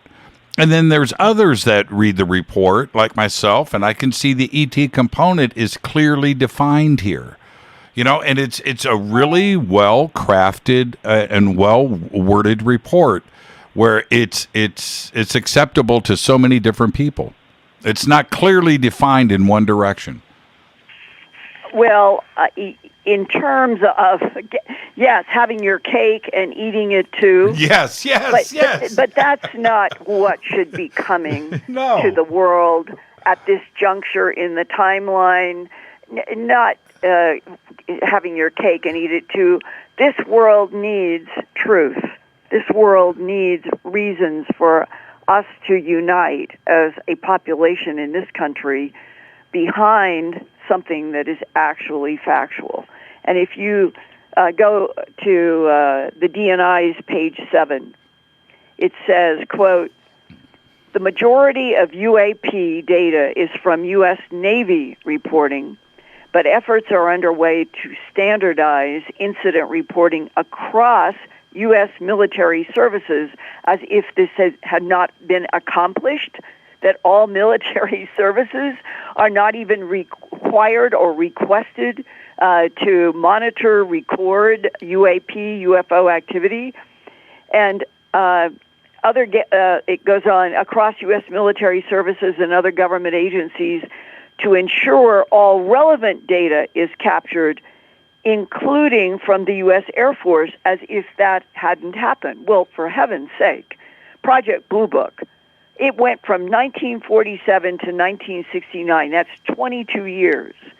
And its public stated job was to gather UFO sightings from the American public and beyond. And at the end of those 22 years, they had reported, their number was 12,618 UFO sighting reports, but they didn't want to tell the truth then either. So what do? The U.S. Air Force and the Pentagon, they hire physicist Edward Condon at the University of Colorado, who is willing to go along with a charade to dismiss UFOs as not worthy of further investigation. There's been a whole book written about what a sham it all was. And then beneath the surface, the political blue book was designed to deliberately reduce credibility of UFOs and ETs. It was to disparage UFOs and ETs. And yet, thousands more sightings from around the world in different countries had occurred. And then there's so many whistleblowers who have talked about, while all of that was going on, the sham of Project Blue Book, trying to deflect all of the public, and not just the United States, but everywhere away, that there was nothing to UFOs that was of importance. And yet there were so many people who were willing to talk, or at least leak, about the fact that there were underground in the United States, in so many what they call black world labs, were actual UFO UAP craft, some in totally perfect condition, others from crashes. There were non-human bodies that were put in tubes, as I understand it. They're still mounted, in some of them, in vertical wall tubes, so like a museum, and that these were going to China Lake, Edwards Air Force Base, Area 51S4, Norton Air Force Base, Los Alamos, Wright-Patterson Air Force Base in Ohio, Eglin Air Force Base in Florida, and other highly classified UFO ET study operations in the United States. And the facts that are left out of the unclassified 9-page DNI report to American citizens who pay the taxes for all of these black world studies, what is left out is that real military and real scientists have been challenged by several competing alien presences and their very advanced craft and technology since at least World War II. 7 decades at least, close to 8. And none of that is reflected in these 9 unclassified pages. What did you make of the Group 3, where they say the United States government or industry developmental programs, that some UAP, this is page 5, bottom of page 5, some UAP observations could be attributable to developments in classified programs by U.S. entities. But the second sentence here is the critical one. We were unable to confirm, however, that these systems accounted for any of the UAP reports we collected. So they get the out clause, right? We were unable to confirm. But yet they're stating that it may be. What did you make of that point? Well, it's frustrating. They want to have their cake and eat it too. They want to continue to back engineer UFO advanced technologies, but they don't want anybody else on the planet to know. And I thought it was interesting that I got yesterday. This was a Rich Dolan tweet leaked to me today, which was, I guess, yesterday. But it goes through saying that the classified portion of the UAP report from whoever this is who released this page that is ostensibly giving saying these are subtitles of sections that have been given to the congressmen and senators in the classified version. And I'm going to go through quickly just a list of these topics, and then I'm going to come to 2 sentences that absolutely reinforce what you just asked about and show why this is so frustrating, because for every little bit that they give, there comes a sentence that takes it all back. Mm-hmm. Okay, the classified portion of the UAP report given to a select number of congressmen and senators relates to the following: energy pulse propulsion system projects, ion propulsion systems, anti-gravity propulsion systems, antimatter propulsion systems, ramjet hydrogen propulsion systems, compressed nuclear propulsion systems, advanced use of exotic elements for energy research. And it says ET-related items. Remember, this is a leak. This is a leak summarizing what the congressmen and senators are supposedly have in a larger classified. Advanced use of exotic elements for energy research, parent, ET-related items. So this is tying one of the sub-chapters in the classified version to ET-related items. Then the K song, he is a professor who at a university who has done a lot of work on energy propulsion system research projects. And then this leak says all these highly classified projects are under the control of the Defense Advanced Research Project Agency, which is DARPA, and being managed by a classified group called Advanced Group 6, half of Majestic 12. All funding for these projects is black confidential funds, which is exactly what I was talking about, the underground black labs. The project is black confidential funds appropriated under intelligence operation costs. Some funds come from private contractors. Prototypes of flying craft utilizing the above list of technologies are being flown at Area 51 and Tonopah Air Force Base Test Range. Some of the UAPs observed in and around Nevada can be attributed to craft using the above propulsion systems. However, here's the take back here. None of the experimental craft have flown outside the Nellis Test and Training Range. Therefore, none of these experimental craft can be attributed to the sightings photographed by the U.S. Navy, which is Tic Tac, which is Fast Mover, and the videos that have been released. So, again, this is like dangling before Congress and senators. Here are propulsion systems we are working on. One is even related to extraterrestrials without them saying that we're dealing with extraterrestrials, but that they take everything away from being a possible UAP in the last sentence. None of these experimental craft can be attributed to the sightings photographed by the U.S. Navy. So this is constantly where you provoke and then you take it back. The Richard and I are on a. Oh man, I can't say really too much here, but we're on a private little email group, and that classified report was sent to us 2 days ago, and I mentioned it on the show. We're on Thursday, right? So I think I mentioned it on the show Tuesday night. And I didn't go public with it then because I was hoping that the real classified report would leak out and I could cross-reference this. Richard decided to go public with it yesterday, and I'm glad that you got it and have been able to read through it. It was tweeted. No, he tweeted. Right. But what I'm saying is, I sat on it Tuesday night. I guess Richard, went public with it yesterday. I read through it, and I read all of the analysis that was coming in from everybody in our little group, and I find it interesting. The propulsion systems are all exotic.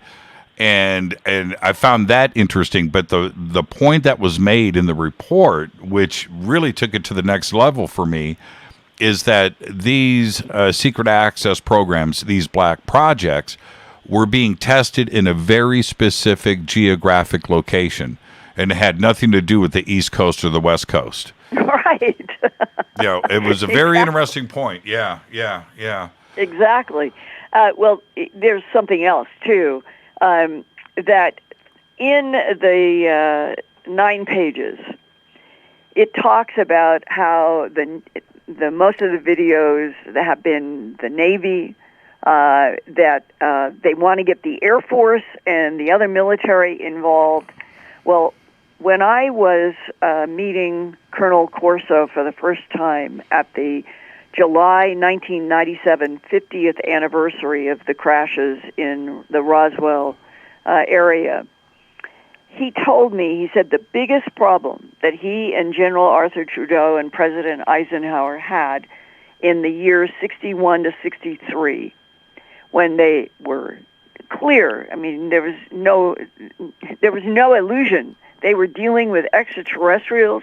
It was extraterrestrial technology that they were trying to back engineer and get it into corporations to get it patented, so to keep it out of the hands of Russia and perceived enemies. And he said to me, and this is a quote, the internecine warfare of the Navy versus the Air Force versus the Army was their biggest problem, each trying to claim an upper hand and dominant authority about the alien presence and their very advanced technologies and keeping it all away from the world public.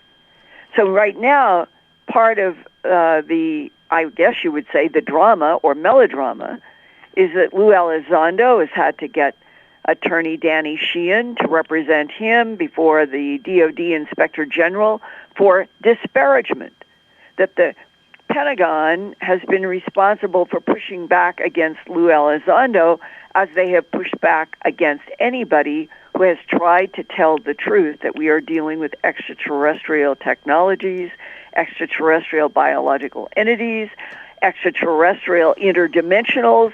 The possibilities seem to be expanding all the time, and that this is the truth underneath these 9 pages and underneath the classified that has been given to Congress.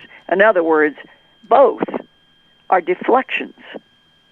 Let's take our... Nobody is getting the hard data. Nope. Let's take our break right here, Linda. Got to squeeze this in. This is Fade to Black. Our guest tonight, the one and only Linda Moulton Howe. Of course, it's earthfiles.com. And you can follow her on Twitter at earthfiles. I'll be right back after this short break. More with Linda when we come back. Stay with us.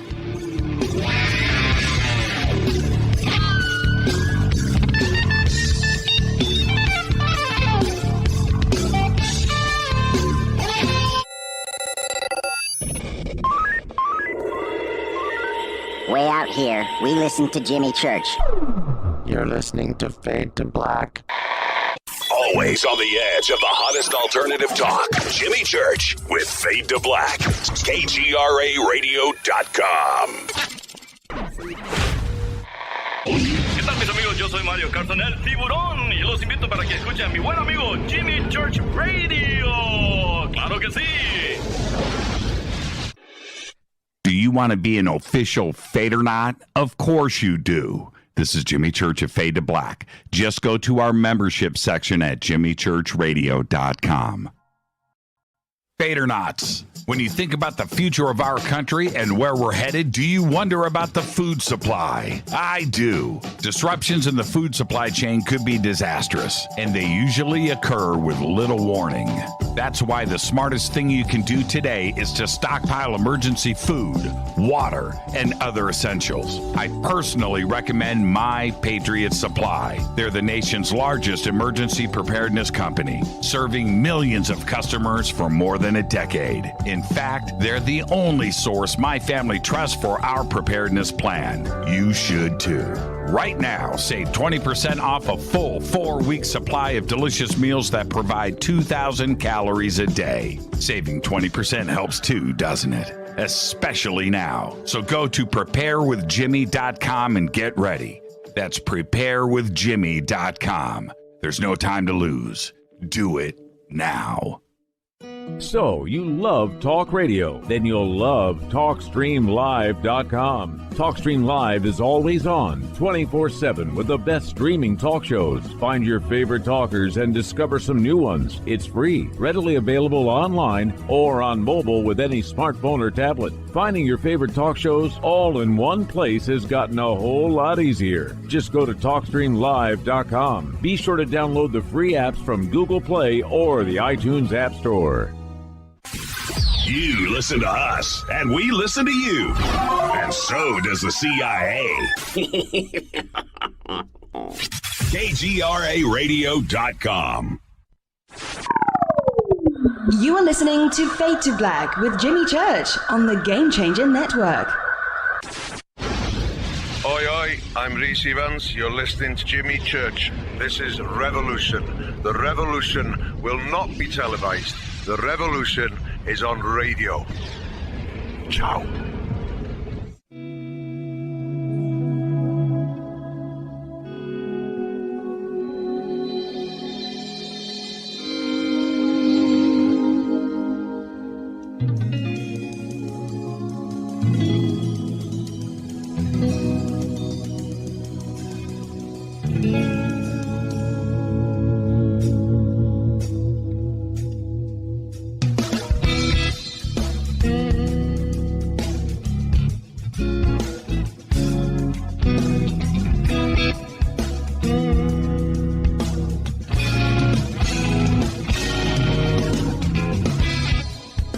Welcome back. Fade to Black. I am your host, Jimmy Church. Tonight, Linda Moulton Howe is with us. We are discussing the UAPTF report, and we're doing a full analysis of this, and we need to pour through all of these important points. But, Linda, I wanted to take this opportunity to tell everyone, you and I are involved in a lot of projects right now, some things that we can't talk about, but we're in the middle of filming. Which is great. I can't wait to announce that later. But we're also July 17th. We're doing this phenomenal online conference with yourself and Lou Elizondo and Richard Dolan and Nick Pope and myself and Dolan and Billy Carson. just an incredible get-together, and thank you for participating in this. It's going to be great. You looking forward to it?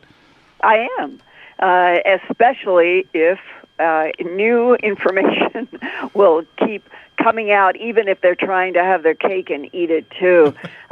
During the break, I was looking for and found it was always kind of one of those summary statements from Colonel Corso, who I think deserved so much more respect, and his book should be read by every person on the planet. He makes this point because he was in World War II. So was General Trudeau, and so was General Eisenhower. And he says, but we were trying to defend our skies against an enemy we didn't admit to having. Now, you just think about that. That's a whole other layer of World War II that none of us understood. That they were clearly they were getting bodies and craft and technology, and then came the General Sanfords and the people throwing hubcaps, trying to keep the world from this. Think of how schizophrenic this has been for nearly 80 years. I totally agree with you. I think that there's another.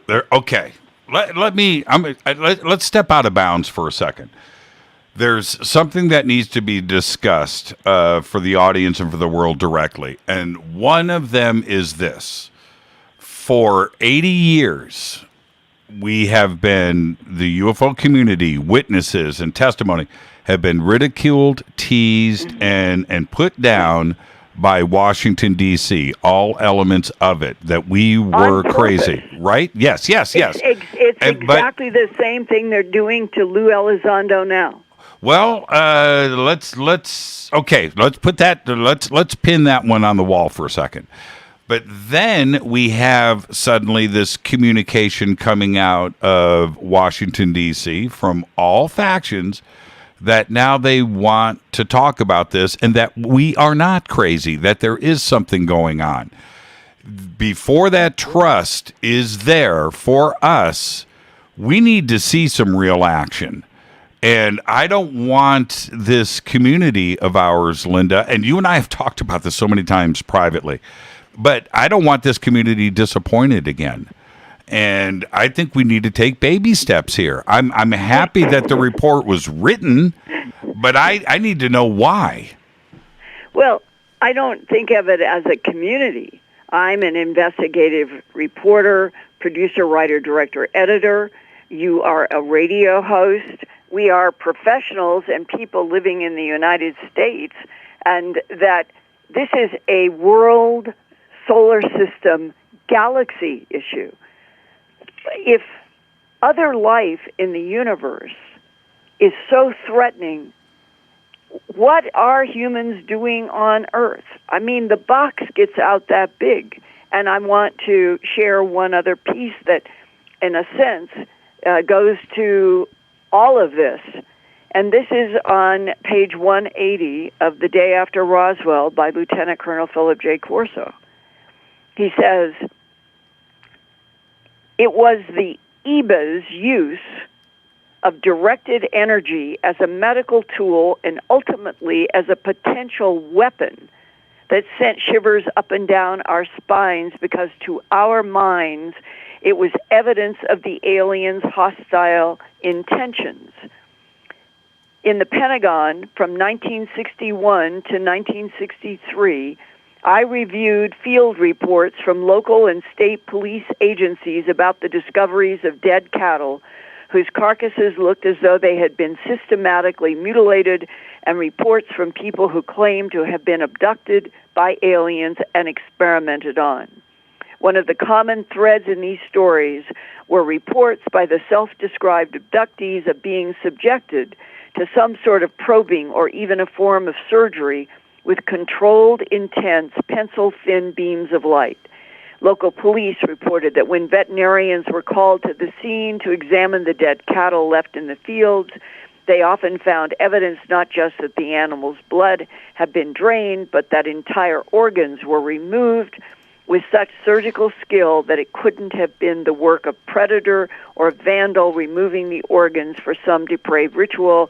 And this gets to evidence that was beyond anything that humans could do, was known in the 1960s because of animal mutilations, and that boils down to there were so many cases where upon necropsy, which is, I've done this with veterinarians, where you open up the animal systematically, organs, everything is set neatly in piles, where they make notes about what it is that they are examining. And doing a necropsy is when the discovery was made. I'll talk about one that Sheriff Tex Graves in northern Colorado asked a vet to go with him to one of the mutilations there in Logan County. And when and he asked the vet to do a necropsy right there. And Sheriff Tex Graves said, the vet said, "Sheriff, I want you to look at this." And the sheriff said at first he didn't understand what he was looking at. And then he realized it was the white gloved hand of the veterinarian down inside of the completely dry, no blood, no fluid chest. And it was a very large 1,700-pound cow. And the sheriff bent over, and over the index finger of the vet's hand was something that glistened, and he said, "I don't know what are you showing me?" He said, "This is the pericardium. You have a pericardium around your heart. Yep. Cows have pericardiums around their hearts. Sheriff, this is the pericardium that was around this adult cow's heart. An adult cow heart is about 11 by 9 by it can be 12, 11 by 9 by 7 is big." And he said, this pericardium surrounded the heart of this cow before, but Sheriff, I can't find any cut in it. The heart is completely missing, and there is no hemoglobin of any kind, no fluid in the aorta, the vein, the circulatory system. He said, "Don't ever call me out on another one of these, because I am not going to stand up in front of reporters and tell them that what has happened to these animals cannot be explained by human medicine." That was a real discussion with the sheriff.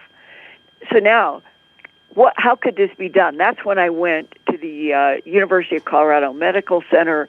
It's in my film, Strange Harvest. And I talked with, on film and off film, with a Dr. Miller. I'm trying to dredge up his name, and I think it's Dr. Miller. And he said that one of his goals was, he was researching laser surgery at the time, but they weren't doing it on anything. And he said, but he felt that in the future, and he told me, about 50 or 70 years into the future, from 1979 going into the 21st century, that he and others talked about there being molecular specific surgical instruments.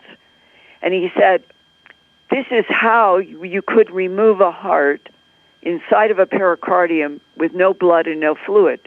He said, it's not anything that we have, but it's what has been envisioned. And that is that you would do surgery with frequencies, and you would have technologies that would go through the skin, they'd go through the cartilage, the muscle, the bone. They would only, the frequency would only interact, let's say, with heart tissue. And you would have these scopes where you would be directing the frequency beams, you would be doing whatever the surgery is, and then you would withdraw. And in a situation like that, he said, an instrument that was molecularly specific could take all of the heart tissue from out of the inside of a pericardium that was inside of a closed chest of an animal that had never been opened, and it would be molecularly extracted. And that is the level of what the technology was that our government, military, and the Department of Defense, and Colonel Corso, and General Trudeau, and President Eisenhower, they had discussions. They knew that they were dealing with these kinds of technologies. You mentioned Senate hearings and maybe congressional hearings and conversations earlier. It's one thing to hear from pilots in the Navy. I get all of that. But there's everything else. It's such a small segment of what they need to hear, like this kind of evidence. That's right. That's right. Shouldn't that be part of these hearings? Yes. Animal mutilations, human abductions. Animal mutilations do not have to be presented as something really scary.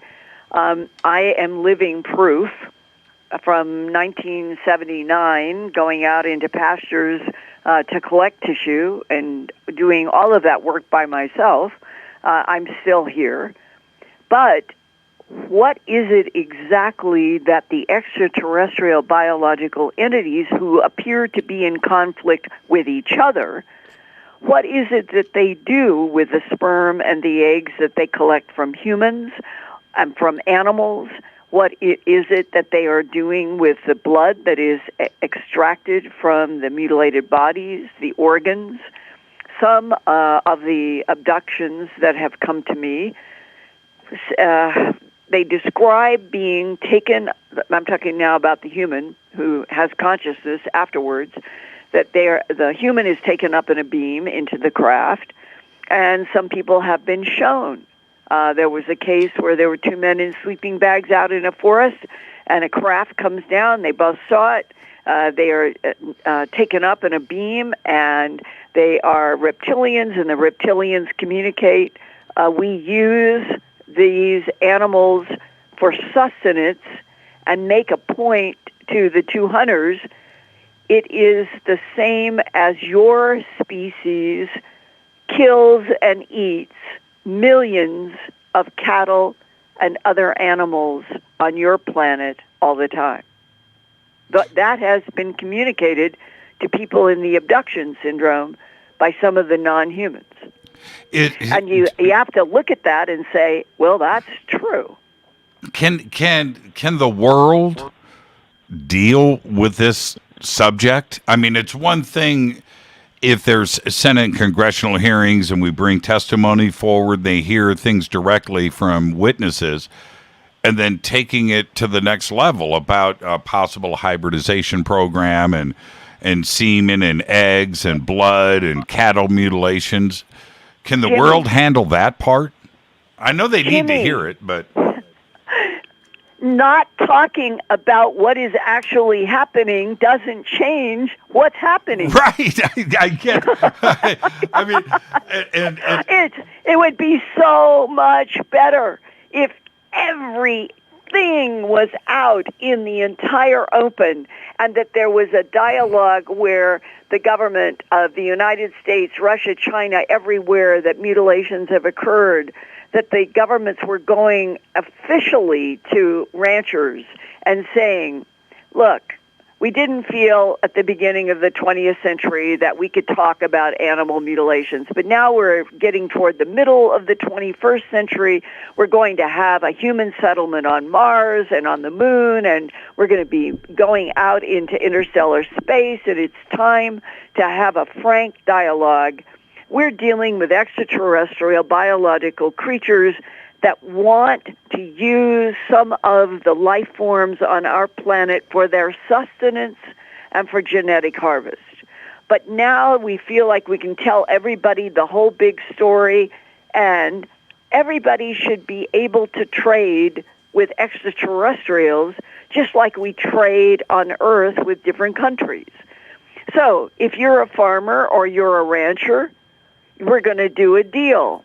How we are paid, gold, diamonds, namibium, whatever the trade is, we're going to get the ranchers and the farmers of planet Earth on a trade basis with extraterrestrials, because the extraterrestrials have been taking the animals and whatever they have taken, whether we had any formal agreement or any agreement.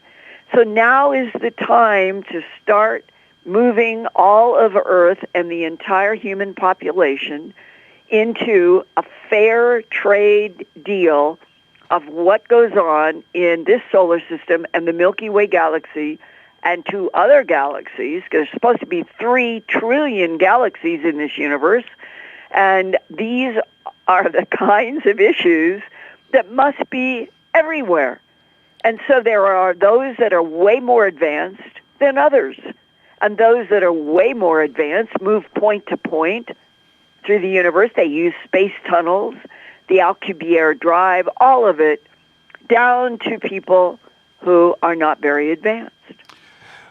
What about the other part of this that is certainly expressed in the UAPTF report, which is the government, the USG, is their position, we don't know what's going on.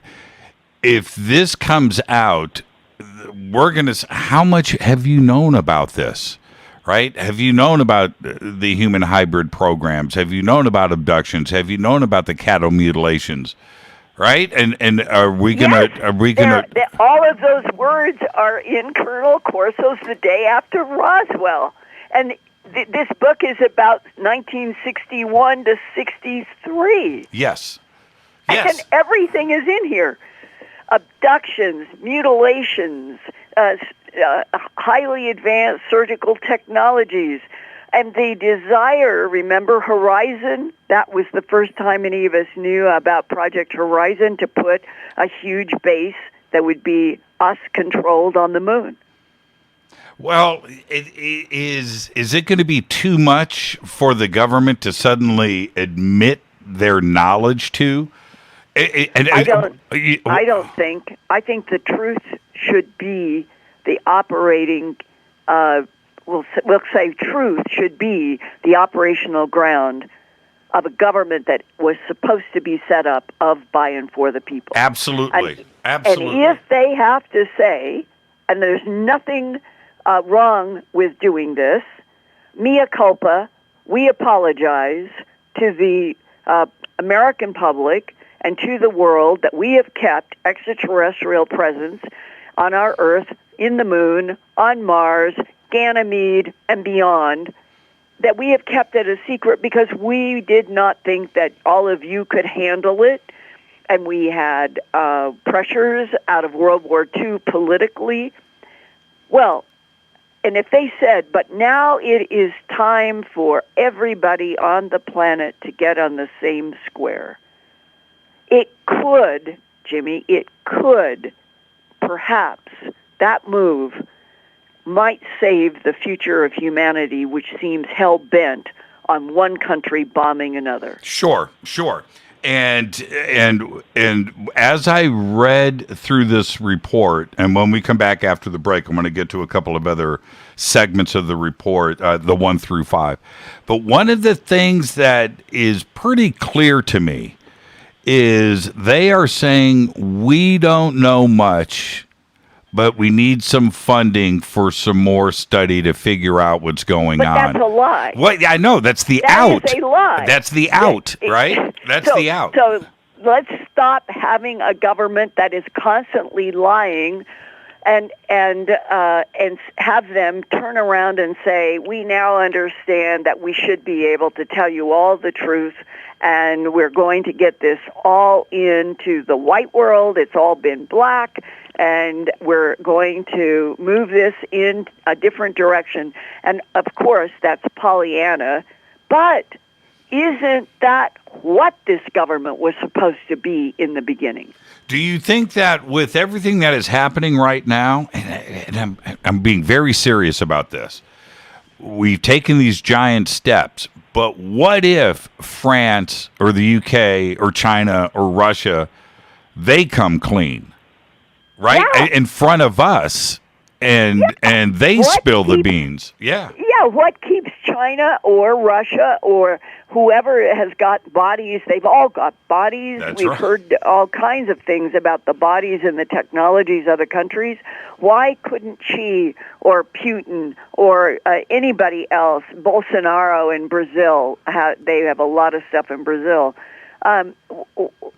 We just need this huge paradigm crack that finally says, we are sorry that we did not think that the world could handle that we are a species made by another species that lives in Procyon A and B or Sirius or Zeta Reticuli 1 and 2, or it goes on and on and on. And now it is time. If we're going to survive the 21st century, we have to get the whole world on the whole truth and then move on from there in interstellar communion. You know why we need it? I think that's possible. I think, in other words, I think the people of the world, Jimmy, 8 billion, I don't think that a lot of the 8 billion would be really troubled. I think most of the 8 billion would be jumping up and down and saying they're finally telling us the truth that we know. And the other reason we need to do this, we need to shut up Neil deGrasse Tyson, that smug. I mean, for real. For real, I would. There's a certain amount of pleasure, a guilty pleasure, I would get from that. You know, Alex Dietrich, I don't know if you saw her reply in Twitter to Neil deGrasse Tyson, but she went straight at him. And I got to say, she's a stand-up person. And well, let me give a slight defense of him in this regard. Carl Sagan.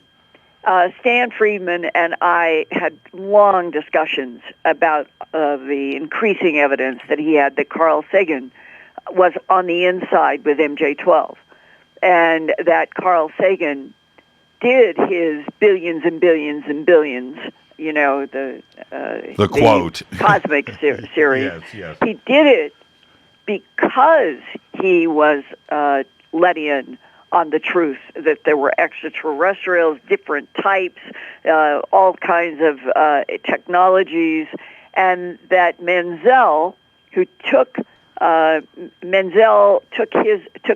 Sagan's place, allegedly, according to Stan, in the MJ-12 group. And Menzel was one of the biggest debunkers of UFOs of all time. Carl Sagan, they talked about the possibility of billions and billions and billions of planets, but nothing about life forms that would be on them. And so if Carl Sagan and Menzel were working for MJ-12, and they were very bright men, and they had a bridge in terms of their education in astronomy to they would have been helping the government on a lot of things having to do with what sources in our region of this little arm that we're in the huge Milky Way galaxy, what did we know astronomically might justify saying that, yes, there could be these beings coming from Zeta Reticuli 1 and 2 or Procyon A and B and so forth. But they covered it all up too. And so there must have been this feeling from World War II up that the humans couldn't take. Maybe they felt guilty because Hitler definitely said that he was going to populate the world with blonde Nordics, that they came from Aldebaran, and he was going to get rid of the Hebrews and all of that nobody wants to go into either. But that was what World War II was about. And so Hitler was even talking about extraterrestrials in his war efforts. And there were people like Bill Tompkins, who was the savant teenager, who could make very accurate models, and Bob Wood and Ryan Wood have done the books with him, Tompkin, and he said that in the Pentagon, where he was doing work for the Navy, that there were blonde, blue-eyed secretaries who were actually extraterrestrials from someplace else. I'm not making this up. This is already published in 2 of the books that Bob and Ryan Wood did. So if you go back, and I have said on my Earth Files YouTube channel many times, I've talked about the DIA analyst who was retiring on the East Coast, and that I had a meeting that lasted 7 hours, and that one of the things that he said was World War II was an extraterrestrial war fought through human bodies. If that were true, it is even more reason why the whole planet needs to be told the whole truth about different competing extraterrestrial civilizations, the ones that have been on Mars. I don't think that there is any possibility that John Brandenburg's book, Death on Mars, is wrong. I think it's correct. Plutonium-244 is on Mars, and that comes from things like hydrogen bombs. If Mars had a civilization and there was a war, and it's reflected in the stories of the Anunnaki, why should we be on a planet where it is fine to go on television and radio and in books and talk about something, the Anunnaki, as if it were a fairy tale, when in fact the ancient civilizations clearly had wars? There's green trinitite in the Sahara Desert and in Pakistan. And where do you get green trinitite? That's where the Trinity site in White Sands gets its name. The trinitite is the fusion of silicon in the face of an atomic bomb or hydrogen bomb. I need to, Linda, we just blew past a commercial break. I got to get that in. I am mesmerized, but I do have to get a break in. Linda Moulton Howe is our guest. Yeah, I got to squeeze it. I got to pay the bills. This is Fade to Black. Our guest tonight, Linda Moulton Howe. Stay with us. We'll be right back after this short break.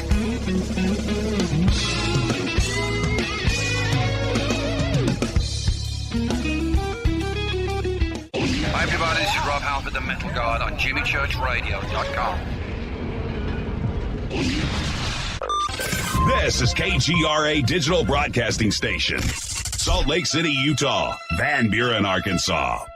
Why is it we're not very good with our health regimen until it's too late? We don't put oil in the car until the engine blows up. When the body's out of balance, your health is not so good. Give your body some love. Log on to GetTheT.com. That's GetTheT.com. Try our Life Change Tea, which cleanses you from harmful intruders. A clean colon is one of the ways to bring the body in balance. We also carry organic supplements to help you get where you need to go. So do your body a favor. Log on to GetTheT.com. That's GetTheT.com. You can even visit our sales page to save some dough. Does anybody call money dough anymore? Anyway, if you're looking for short, helpful health tips, go to YouTube and punch in Health Matters Now. That's Health Matters Now. So, log on to GetTheT.com, shop, get balanced, then learn some cool tips at Health Matters Now. You'll be glad you did. That's GetTheT.com. Your contact for current news and trending topics. KGRARadio.com. This is Jimmy Church of Fade to Black, and I only drink Fade to Black blend coffee from Rivermoon. Just click on the Rivermoon Coffee banner at jimmychurchradio.com. Promo code F2B Blend. This is the only way forward. This is Fade to Black. Make contact. KGRARadio.com.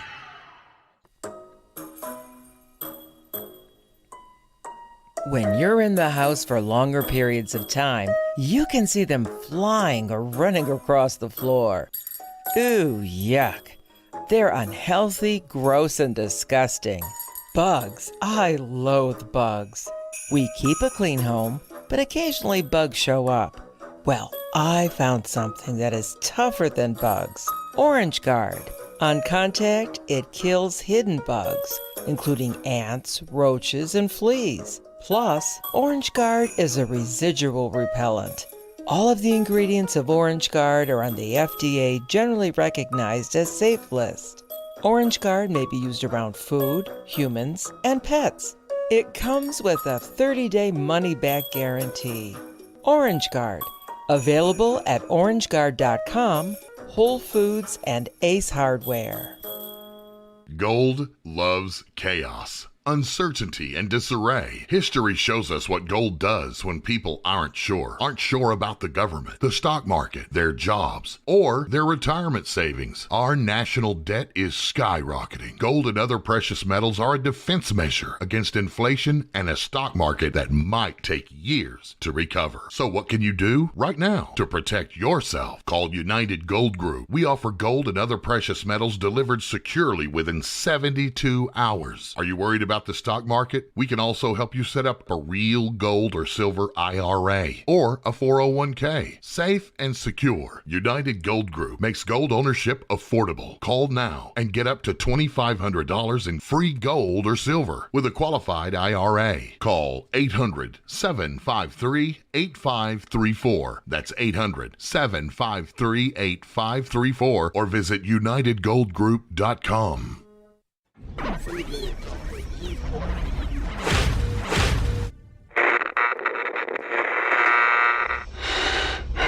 You want to know a secret? I love ponies. I really love ponies. I'm serious. I couldn't stay sane without ponies to brush. Why fade to black? Because you never got that pony, damn it. This is Fade to Black with Jimmy Church on the Game Changer Radio Network and KGRA, the Global Radio Alliance.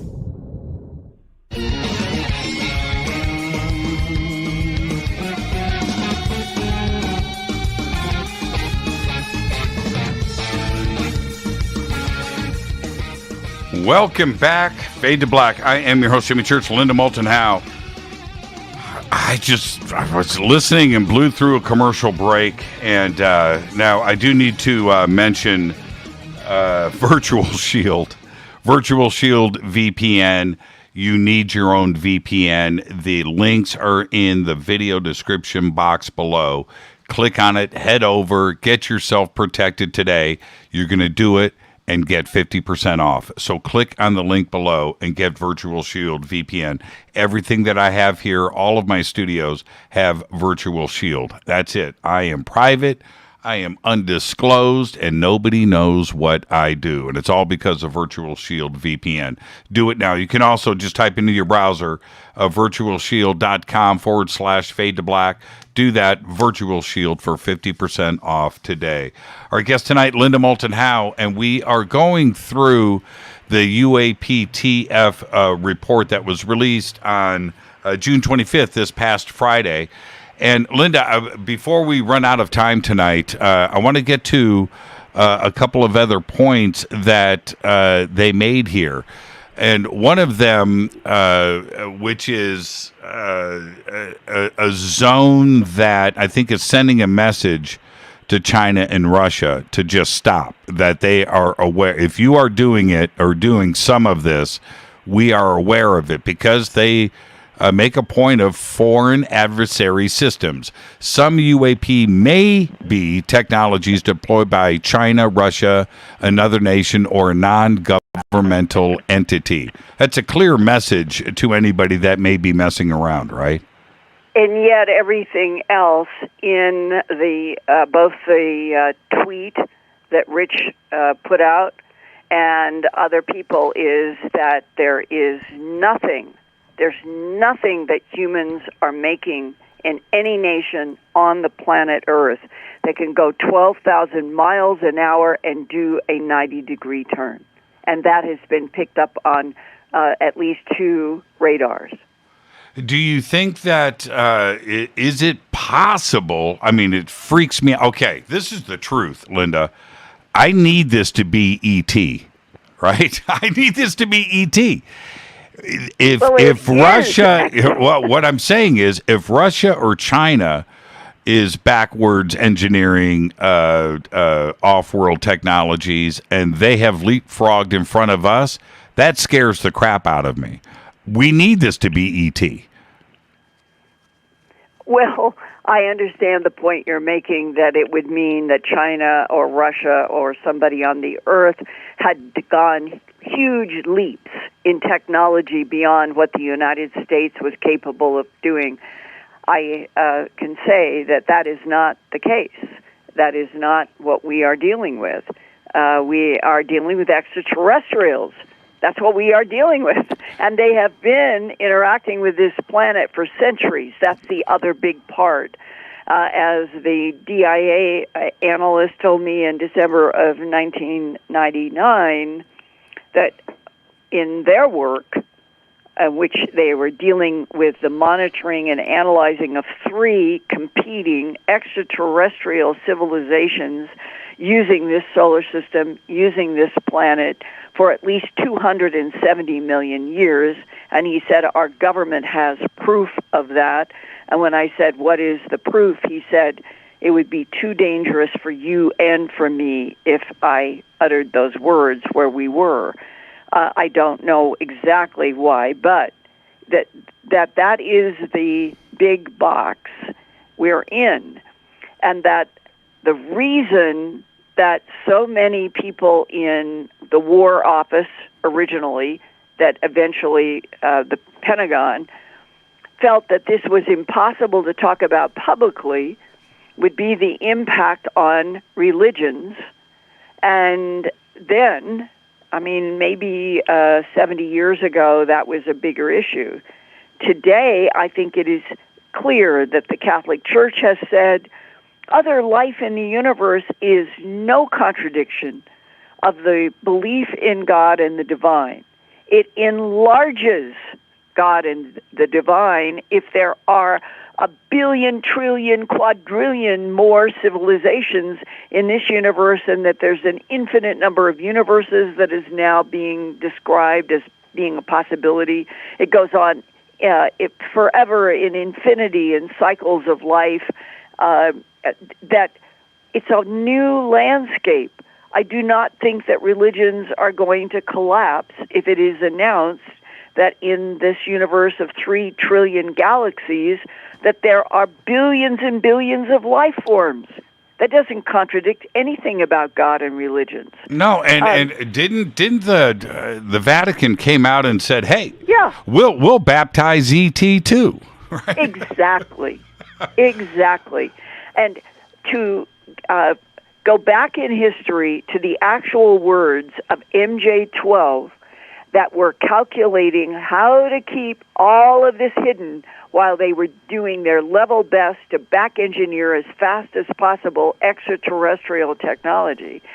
In the Psalm 101 document, it's a training manual, Extraterrestrial Entities and Technology Recovery and Disposal. That is its title, Extraterrestrial Entities and Technology Recovery and Disposal. On page 8, Recovery Operations, Security, Press, Blackout. Great care must be taken to preserve the security of any location where extraterrestrial technology might be retrievable for scientific study. Extreme measures must be taken to protect and preserve any material or craft from discovery, examination, or removal by civilian agencies or individuals of the general public. It is therefore recommended that a total press blackout be initiated whenever possible. If this course of action should not prove feasible, the following cover stories are suggested for release to the press. The officer in charge will act quickly to select the cover story that best fits the situation. It should be remembered when selecting a cover story that official policy regarding UFOBs, which is what the government called them in the 50s, is that they do not exist. They do not exist. UFOs and ETs do not exist is defined in the Psalm 101 as the best cover story. Official denial. The most desirable response would be that nothing unusual has occurred. By stating that the government has no knowledge of the event, further investigation by the public press may be forestalled. Discredit witnesses. If at all possible, witnesses will be held incommunicado, meaning not talking to anybody, until the extent of their knowledge and involvement can be determined. Witnesses will be discouraged from talking about what they have seen, and intimidation may be necessary to ensure their cooperation. If witnesses have already contacted the press, it will be necessary to discredit their stories. This can best be done by the assertion that they have either misinterpreted natural events, are the victims of hysteria or hallucinations, or are the perpetrators of hoaxes. Deceptive statements. It may become necessary to issue false statements to preserve the security of the site. Meteors, down satellites, weather balloons, and military aircraft are all acceptable alternatives. Although in the case of the down military aircraft statement, care should be exercised not to suggest that the aircraft might be experimental or secret, as this might arouse more curiosity of both the American and the foreign press. Statements issued concerning contamination of the area due to toxic spills from trucks or railroad tankers can also serve to keep unauthorized or undesirable personnel away from the area, and I have a first-hand account of doing exactly that from a man who was stationed at Moulton Howe near my hometown of Boise, Idaho. He contacted me about 20 years ago, said that he was in the military. They had a UFO. He said he saw it with his own eyes. It was large. It had come down in a creek forest area. He did not know if we had shot it down. He saw the craft where it was, and he was part of the mission in which they went and put up huge signs having to do with some sort of a terrible chemical spill, that the road would be closed off for a month. People were confused and upset, but communities were denied access. And what were they doing? They were trying to figure out how to get this huge UFO out of this creek forest area in Idaho. I believe that that is exactly that they have used all kinds of toxic spills to divert public from areas where there have been UFOs and ETs. And I want to share one other thing that is really important because it is exactly like what we're talking about here. Back in what would have been the early 1980s, when I was working on A Strange Harvest, my documentary about animal mutilations and UFOs and ETs and law enforcement who said we're dealing with UFOs because they had seen the beams come from UFOs in the sky. Ranchers had even seen animals rising in the beams or being lowered in the beams. So between the ranchers and law enforcement, UFOs and ETs were being discussed. I had a trip where I went down to New Mexico from Denver to meet with some people who had a lot to share with me. And during that trip, one of the people that you've probably heard about historically, I think it was Frank Jordan was the name, and he did a radio show in Roswell. And he knew Mac Brazel.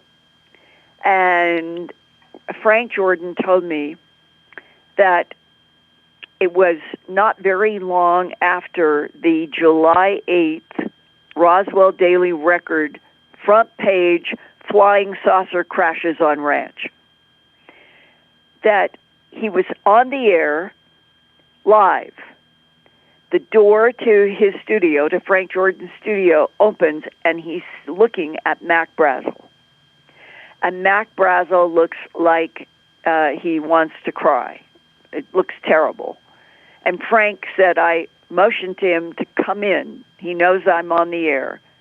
And he said that Mac Brazel walked over and for a moment stood in front of him where he was on the air. He's watching. He's telling me about what he was observing while he's still on the air, not saying anything about what's going on in the radio studio. And he said that Mac Brazel backed up against the wall and slid down his back against the wall until he went all the way to the floor. And Frank said, I made a commercial. I made it up so I could talk with him, and he did some kind of a commercial and went off the air. And he said, Mac looked up at me and he said, they aren't green, they're gray. And Frank then said that Brazel talked about what it was that he saw out on the ranch that included bodies, and that what the government did is that they came and they either gave Mac Brazel a lot of money, or they bought him a brand new truck and some other things. Frank told me he wasn't sure what the negotiation was, but that soon after the retrieval and of Jesse Marcel Jr. being out and going home and taking the struts that had the strange orchid symbols and the material that was like material, but it was metal that you could crunch up in your hand and that would fly right back flat, and that Jesse Marcel Jr. talked to me about that night that he'd never forgotten. He was so fascinated with the thin I-beams that had the orchid symbols, and his dad was showing how this metal stuff was so thin and would crunch up, and that they had other things in this box from the crash, and that what Frank Jordan was saying is that the government covered up by paying off Mac Brazel. Yeah, he was and broke. That is exactly what is in here. Recovery Operations Security. Right. Mac was broke. The whole town knew how much money he had, and all of a sudden he shows up with a new pickup truck. Yep. And but didn't they also, was that the night that they cut Frank off the air? All right, they cut the power to the radio station when Mac Brazel was in there? Well, I don't know, because the way Frank told it to me, it was more like I had the feeling that Mac Brazel had come to town to specifically go see Frank Jordan. And I don't know, or I don't remember which time of the day that Frank was on the air when Mac Brazel came in. There, as far as I know, it could be 2 or 3 incidents because they were really good friends. Yes. Yes. And that Frank was telling me the government bought him off to shut him up. And that day when he came into that radio studio and he slid his back down the wall, he was depressed. He was upset. He was a good, decent man who happened to come across one of the most historically important finds of all time on Earth, the remnants from a craft on that ranch, and went in to tell the sheriff in good faith. And that probably, at least that's the impression Frank left me, is that Mac Brazel was really torn up by the fact that he had accepted money and to keep his mouth shut when he and anybody else in the family he had talked to, they all knew that what the government was looking into were extraterrestrials and a craft, and that there were people who were really compromised in their souls about either being bought off or told to keep their mouths shut or all the things that were happening, instead of, oh, we're not alone in the universe. Oh, they're extraterrestrials. Oh, it would have been the revolution of revolutions in 1947. Well, and then, okay, so when you look at Psalm 101 and Frank and Mac and the past historically, when you go to the top of page 6 in the UAPTF, the other category, I'm going to read this for everybody. Now, just put all of this in context to everything that Linda just stated in this last segment of the show. Other. Although most of the UAP described in our data set probably remain unidentified due to limited data or challenges to the collection, processing, or analysis, we may require additional scientific knowledge to successfully collect on, analyze, and characterize some of them. We would group such objects in this category, and this is the critical part, pending scientific advances that allowed us to better understand them. The UAP task force intends to focus additional analysis on the small number of cases where a UAP appeared to display unusual flight characteristics or signature management. Yes, and the signature management, Jimmy, is this. If you have something that is in the sky and it is hovering still, and then it takes off right at 12,000 miles an hour, that is intelligence. I mean, it is very clear here, and it's the exact opposite. It's a flip-flop. It's 180 degrees away from the approach of Psalm 101 in 1954. This is an acknowledgement that something is going on here on page 6 of the UAPTF. Yeah. And here is another sentence in Philip J. Corso's wonderful book that I hope everybody reads the day after Roswell. We had, meaning we, General Trudeau, President Eisenhower, Corso, the Pentagon, anybody working with them, we had irrefutable, that's his word, irrefutable evidence that EBAs, extraterrestrial biological entities, were landing on farms, harvesting vital organs from livestock, and then just leaving the carcasses on the ground because they knew we couldn't do anything about it. What's interesting to me in the Corso point of view is that there was the implication that the non-humans knew that the government was hiding everything, and that the non-humans then would do whatever they were going to do and not try to cover it up. The other part of this report, which kind of goes back to Psalm 101, where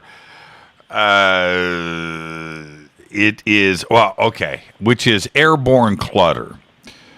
And, right, and it says these objects include birds, balloons, recreational unmanned aerial vehicles, UAVs, or airborne debris like plastic bags that muddle the scene and affect an operator's ability to identify true targets, such as enemy aircraft. When they say, Linda, again, right, having your cake and eating it too, I prefer pie, but let's go with cake.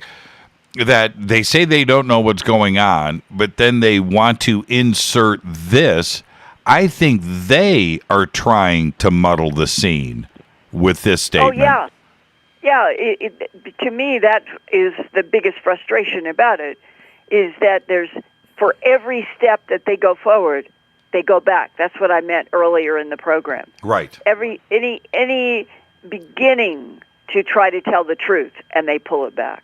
Now, what did you make of the swamp gas statement here, where they say natural atmospheric phenomena, including ice crystals, moisture, and thermal fluctuations that may register on some infrared and radar systems? You know, the swamp gas. That's the kind of stuff they were trying to get away with. Remember when Ford, when he was a congressman, had that UN meeting? And there was a lot about swamp gas, J. Allen Hynek and that group. swamp gas. That was the joke.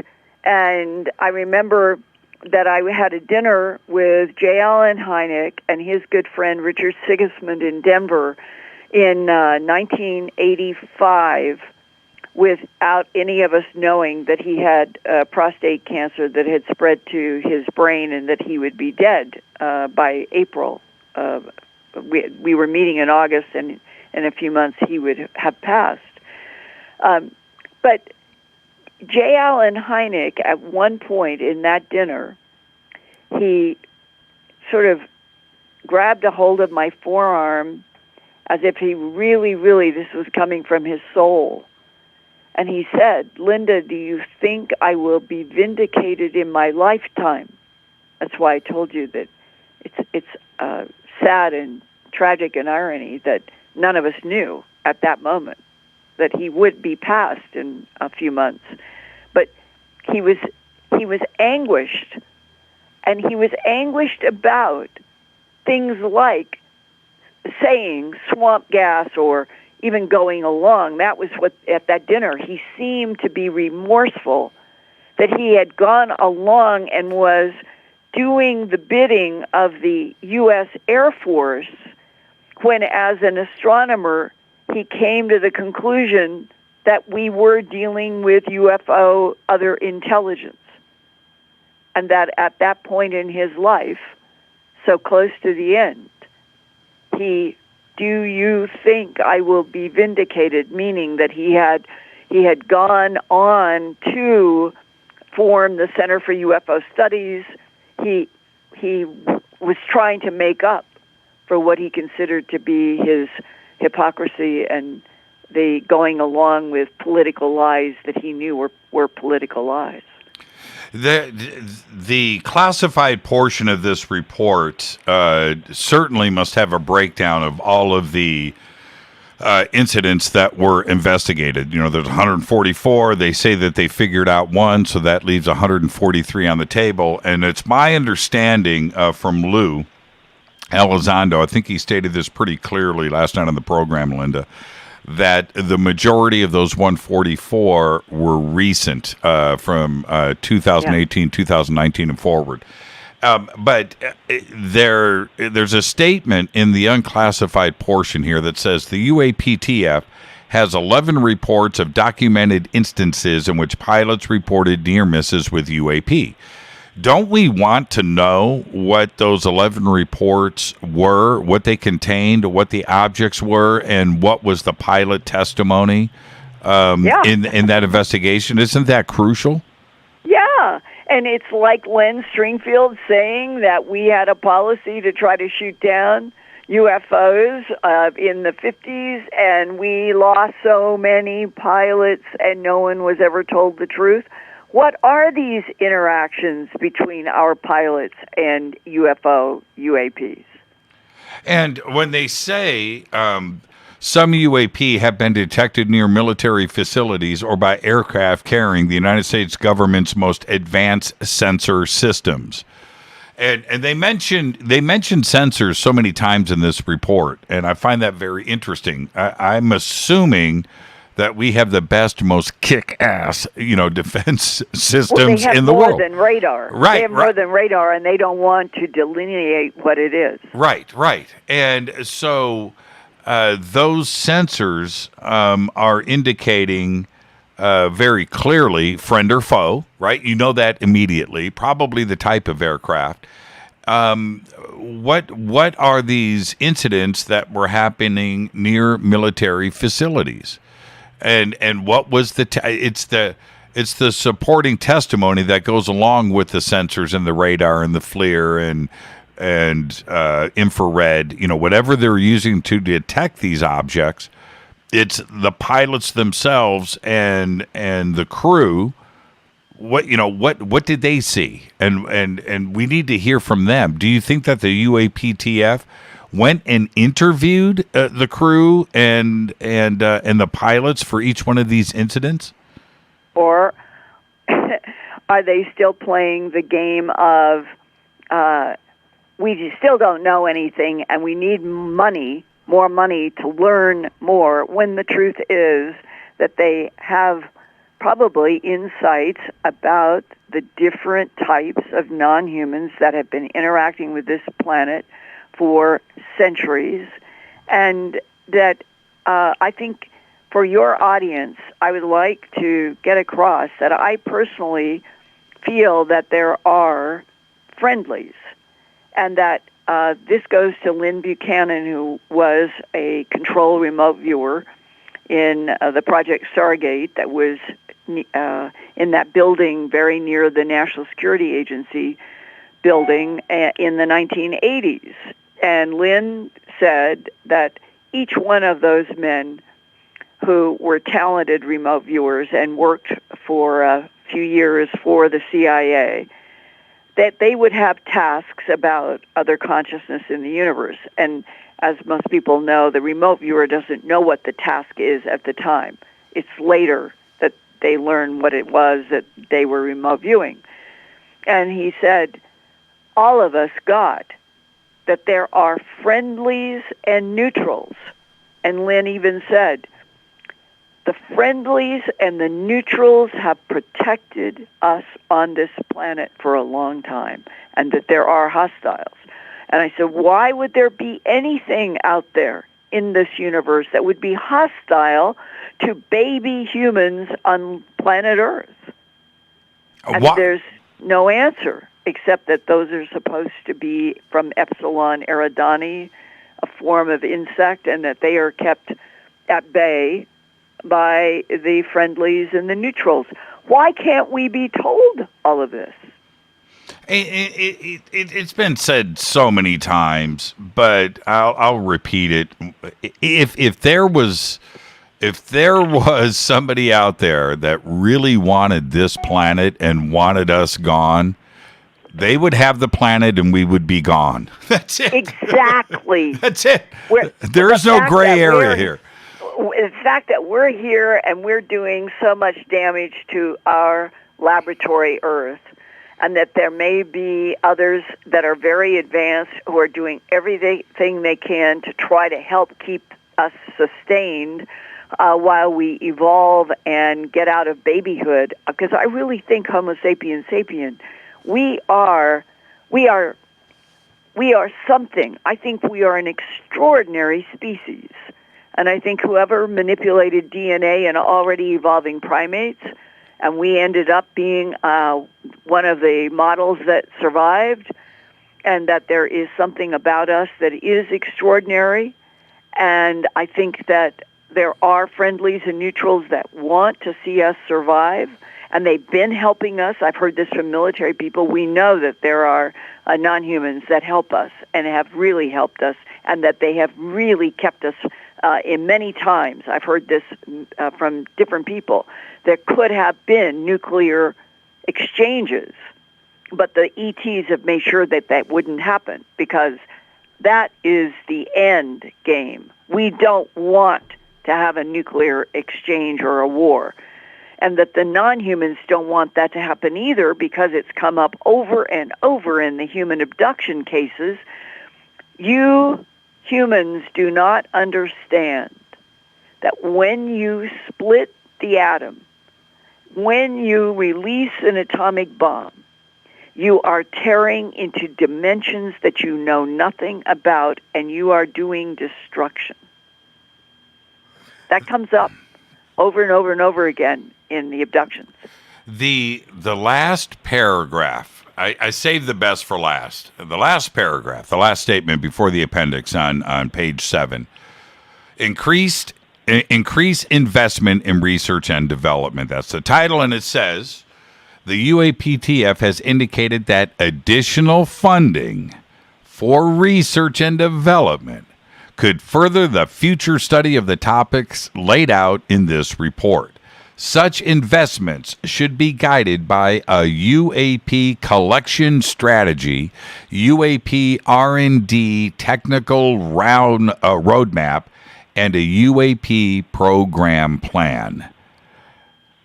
Wow. Well, they've been doing it since World War II. Wow. There are whole laboratories underground that have been back engineering and know about the business magnesium, zinc, and understand the atomic placement, that we're dealing with materials that have been placed atomically.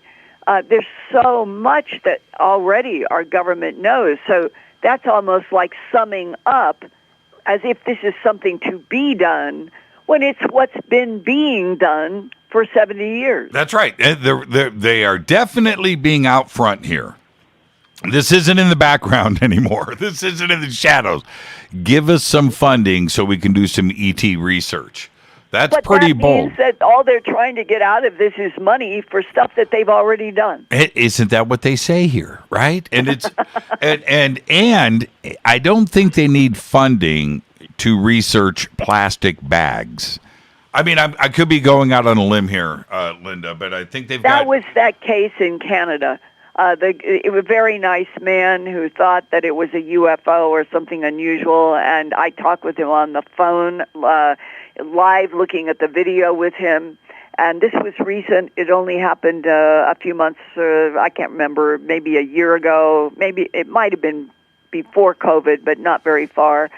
And it was, I shared it with various video analysts, photo analysts, myself, and they came to the conclusion, totally independently, we were looking, could it be a UFO, and that it was a plastic bag. And that was one of thousands, literally over the last 40 years, thousands of what I would call unidentified aerial phenomena that have been submitted to me and to others from various parts of the planet, and they are not plastic bags. My point is, one plastic bag in the last 12 months has nothing to do with explaining away the huge unidentified aerial phenomena that is identified in the basements and the underground labs of Wright-Patterson and Area 51 and Tonopah and on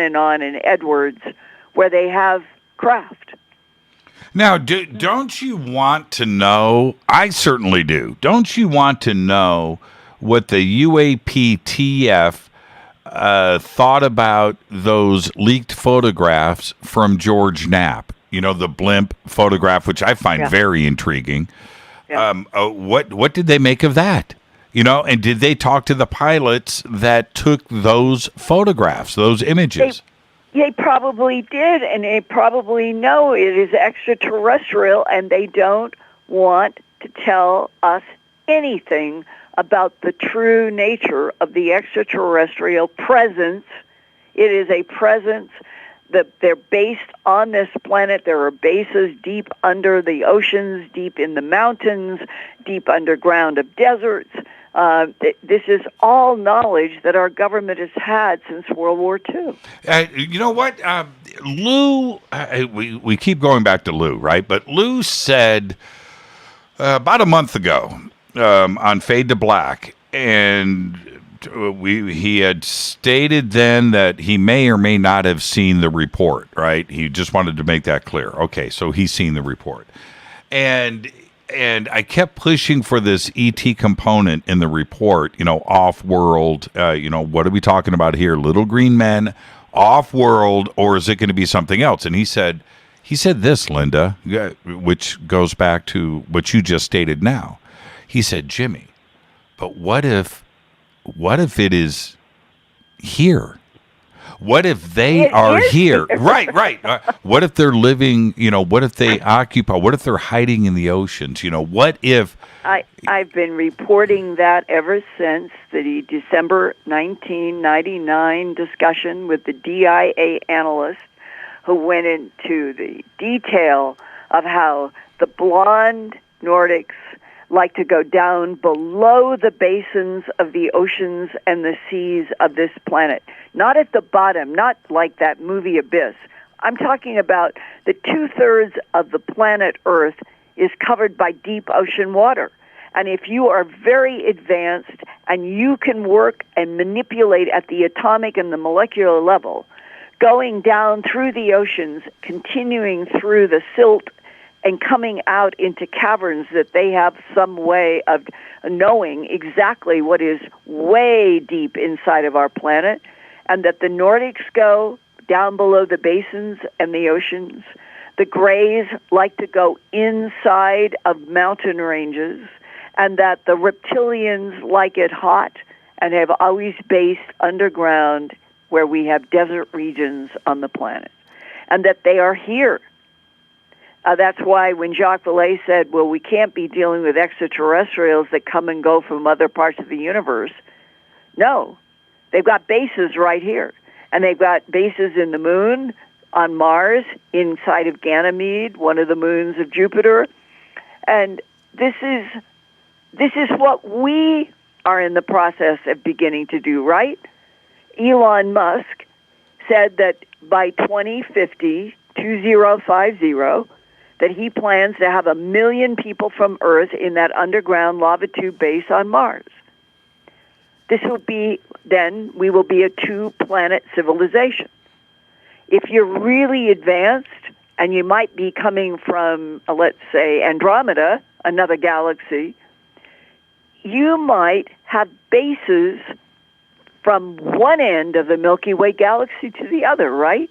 Because you're not going to necessarily be popping back and forth between wherever you were in the Andromeda galaxy and wherever you want to go to the Milky Way galaxy. No. We're now baby stepping into the new age of a 2-planet civilization, Mars and Earth. Well, let me tell you, it's very clear that very much more advanced civilizations are already all throughout the Milky Way galaxy and Andromeda and on and on and on. So the fact that I was told in December of 1999 that these 3 competing, that's what the DIA guy wanted me to know about, was the competition between the 3 ET civilizations that have had such an impact on the history of this planet. And now we're going back to the wars and Anunnaki and all of that, are extraterrestrial. They're extraterrestrial in conflict. They were not gods. The numbers today, Linda, which is, it's so funny that we can talk about 1995 like it was yesterday, and it was, right? It's 25 years ago. But 25 years ago, our first exoplanet. Today, our first, right? Before that, there was, 1995 was our first one. Here we are in 2021, and we now know that there are somewhere between, the accepted number is between 20 billion and 40 billion Earth-like planets in the Milky Way, in the Goldilocks zone. That's right. That's crazy. We went from 1 to 40 billion. Yeah, thank you, though, for, as we get to the end of the program, of bringing in the how much more clear do we have to make this moment about the universe that we're in, the galaxy that we're in. There are so many planets and galaxies, and that we're in the new stage where I think they should say, just tell us. We apologize that we lied for 70 years, but we thought we were doing the right thing.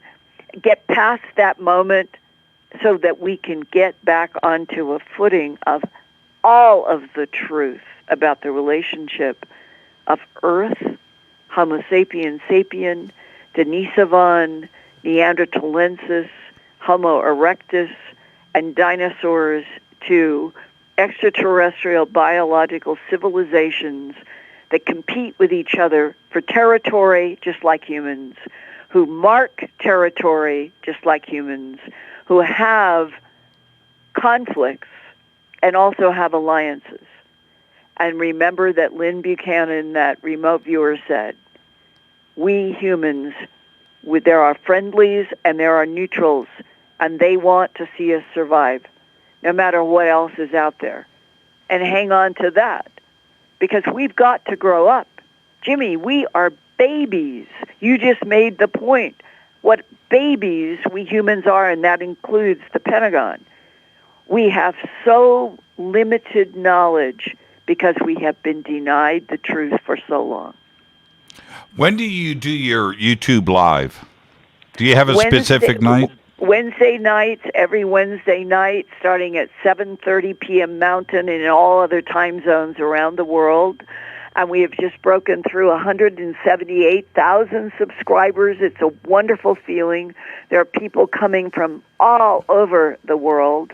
And the reason that the growth means so much to me is it means that people are thinking independently. They are not being closed down because governments and military powers say we're alone in the universe. Did you see my People video? are coming to this. Did you see my video I made for you? Yes, it was. Yes, on the when we did the champagne celebration on the 23rd of June. Yes. So you saw it, and Yes. So what I have done, I've made like 10 more. I've made the 200,000 video. I've made the 225. I made the 250. I changed my shirt for each one. So I love you. I love you. I would love to see humans love each other in an agape way, that we could all have fun and be able to grow and evolve and understand this very strange universe that we're in, which may turn out to be a hologram.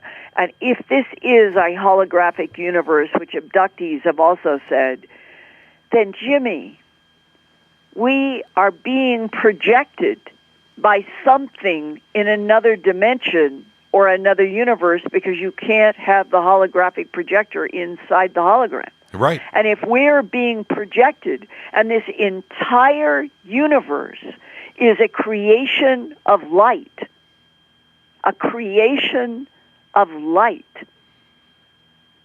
Who made it? Why? And then what is any consciousness inside of this holographic universe? What is any consciousness doing here? What is the big story about it all? And that to me is so exciting, and that every human being on planet Earth, if they knew the whole truth, I think that it would be like a gear shift to what people would begin paying attention to, having to do with the fact that we're in a holographic universe with a lot of other intelligences, and that it's not scary, it's exciting. And we're not alone. It gives us a reason to live. Yes. That's exactly what it does. You know, if I found out, Linda, that we were alone in the universe, I would burn this sucker down. I would party like it's no tomorrow. Because there's no reason to do, right? There's no reason to. But if we find out that we have brothers and sisters out there in infinite, then we have a reason to live. And that we are interacting, because abductions do not end. Animal mutilations do not end. The animal mutilations in and of themselves that seem so, I guess, frightening to the government, that they have evolved, and if it is sustenance, that's what we do with cattle all over this planet, right? And I'll tell you another interesting piece. I tried to find out when I was working on A Strange Harvest if there were any animal mutilation cases in India. India is the only nation on the planet that reveres cattle and protects them, right? Never, ever could find that there was any evidence of a case of animal mutilations in the nation of India.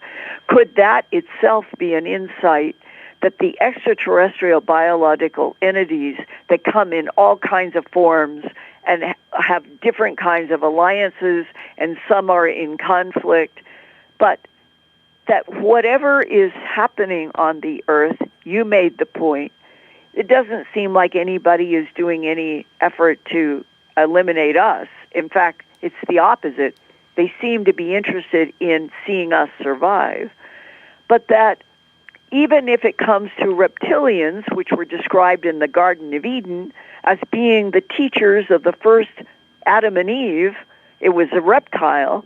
Maybe the reptilians think the earth is theirs, and they are in conflict with the others that have come, but that the reptilians themselves use the cattle and the animals like we do. So do you see that it begins, once you take away any effort to turn it into a spooky story, if it's life forms existing as we are trying to exist on Earth in all directions, and some of them have manipulated DNA and already evolving primates in this laboratory Earth, but that in the end, that there are beings who are trying to help us, and they seem to be in the majority. And whatever the reptilians are or are not doing is not going to determine, I don't think, what happens to evolving Homo sapien, and that the best thing that can happen is for us to all know the whole truth and become a planet devoted to trying to live peacefully with agape love with each other, because there appears to be conflict between species in the universe that we need to be protected from, and that there are beings that are doing that. What better story could you be telling the world? None. Yeah. The answer is none. Linda, we're about to run out of time. I don't know. Can we announce the Conscious Life Expo in September? Gosh, isn't that Quicksilver? Yes. Aren't we doing a conference? But I don't know what we're supposed to do or not. I know, right? Well, we just did.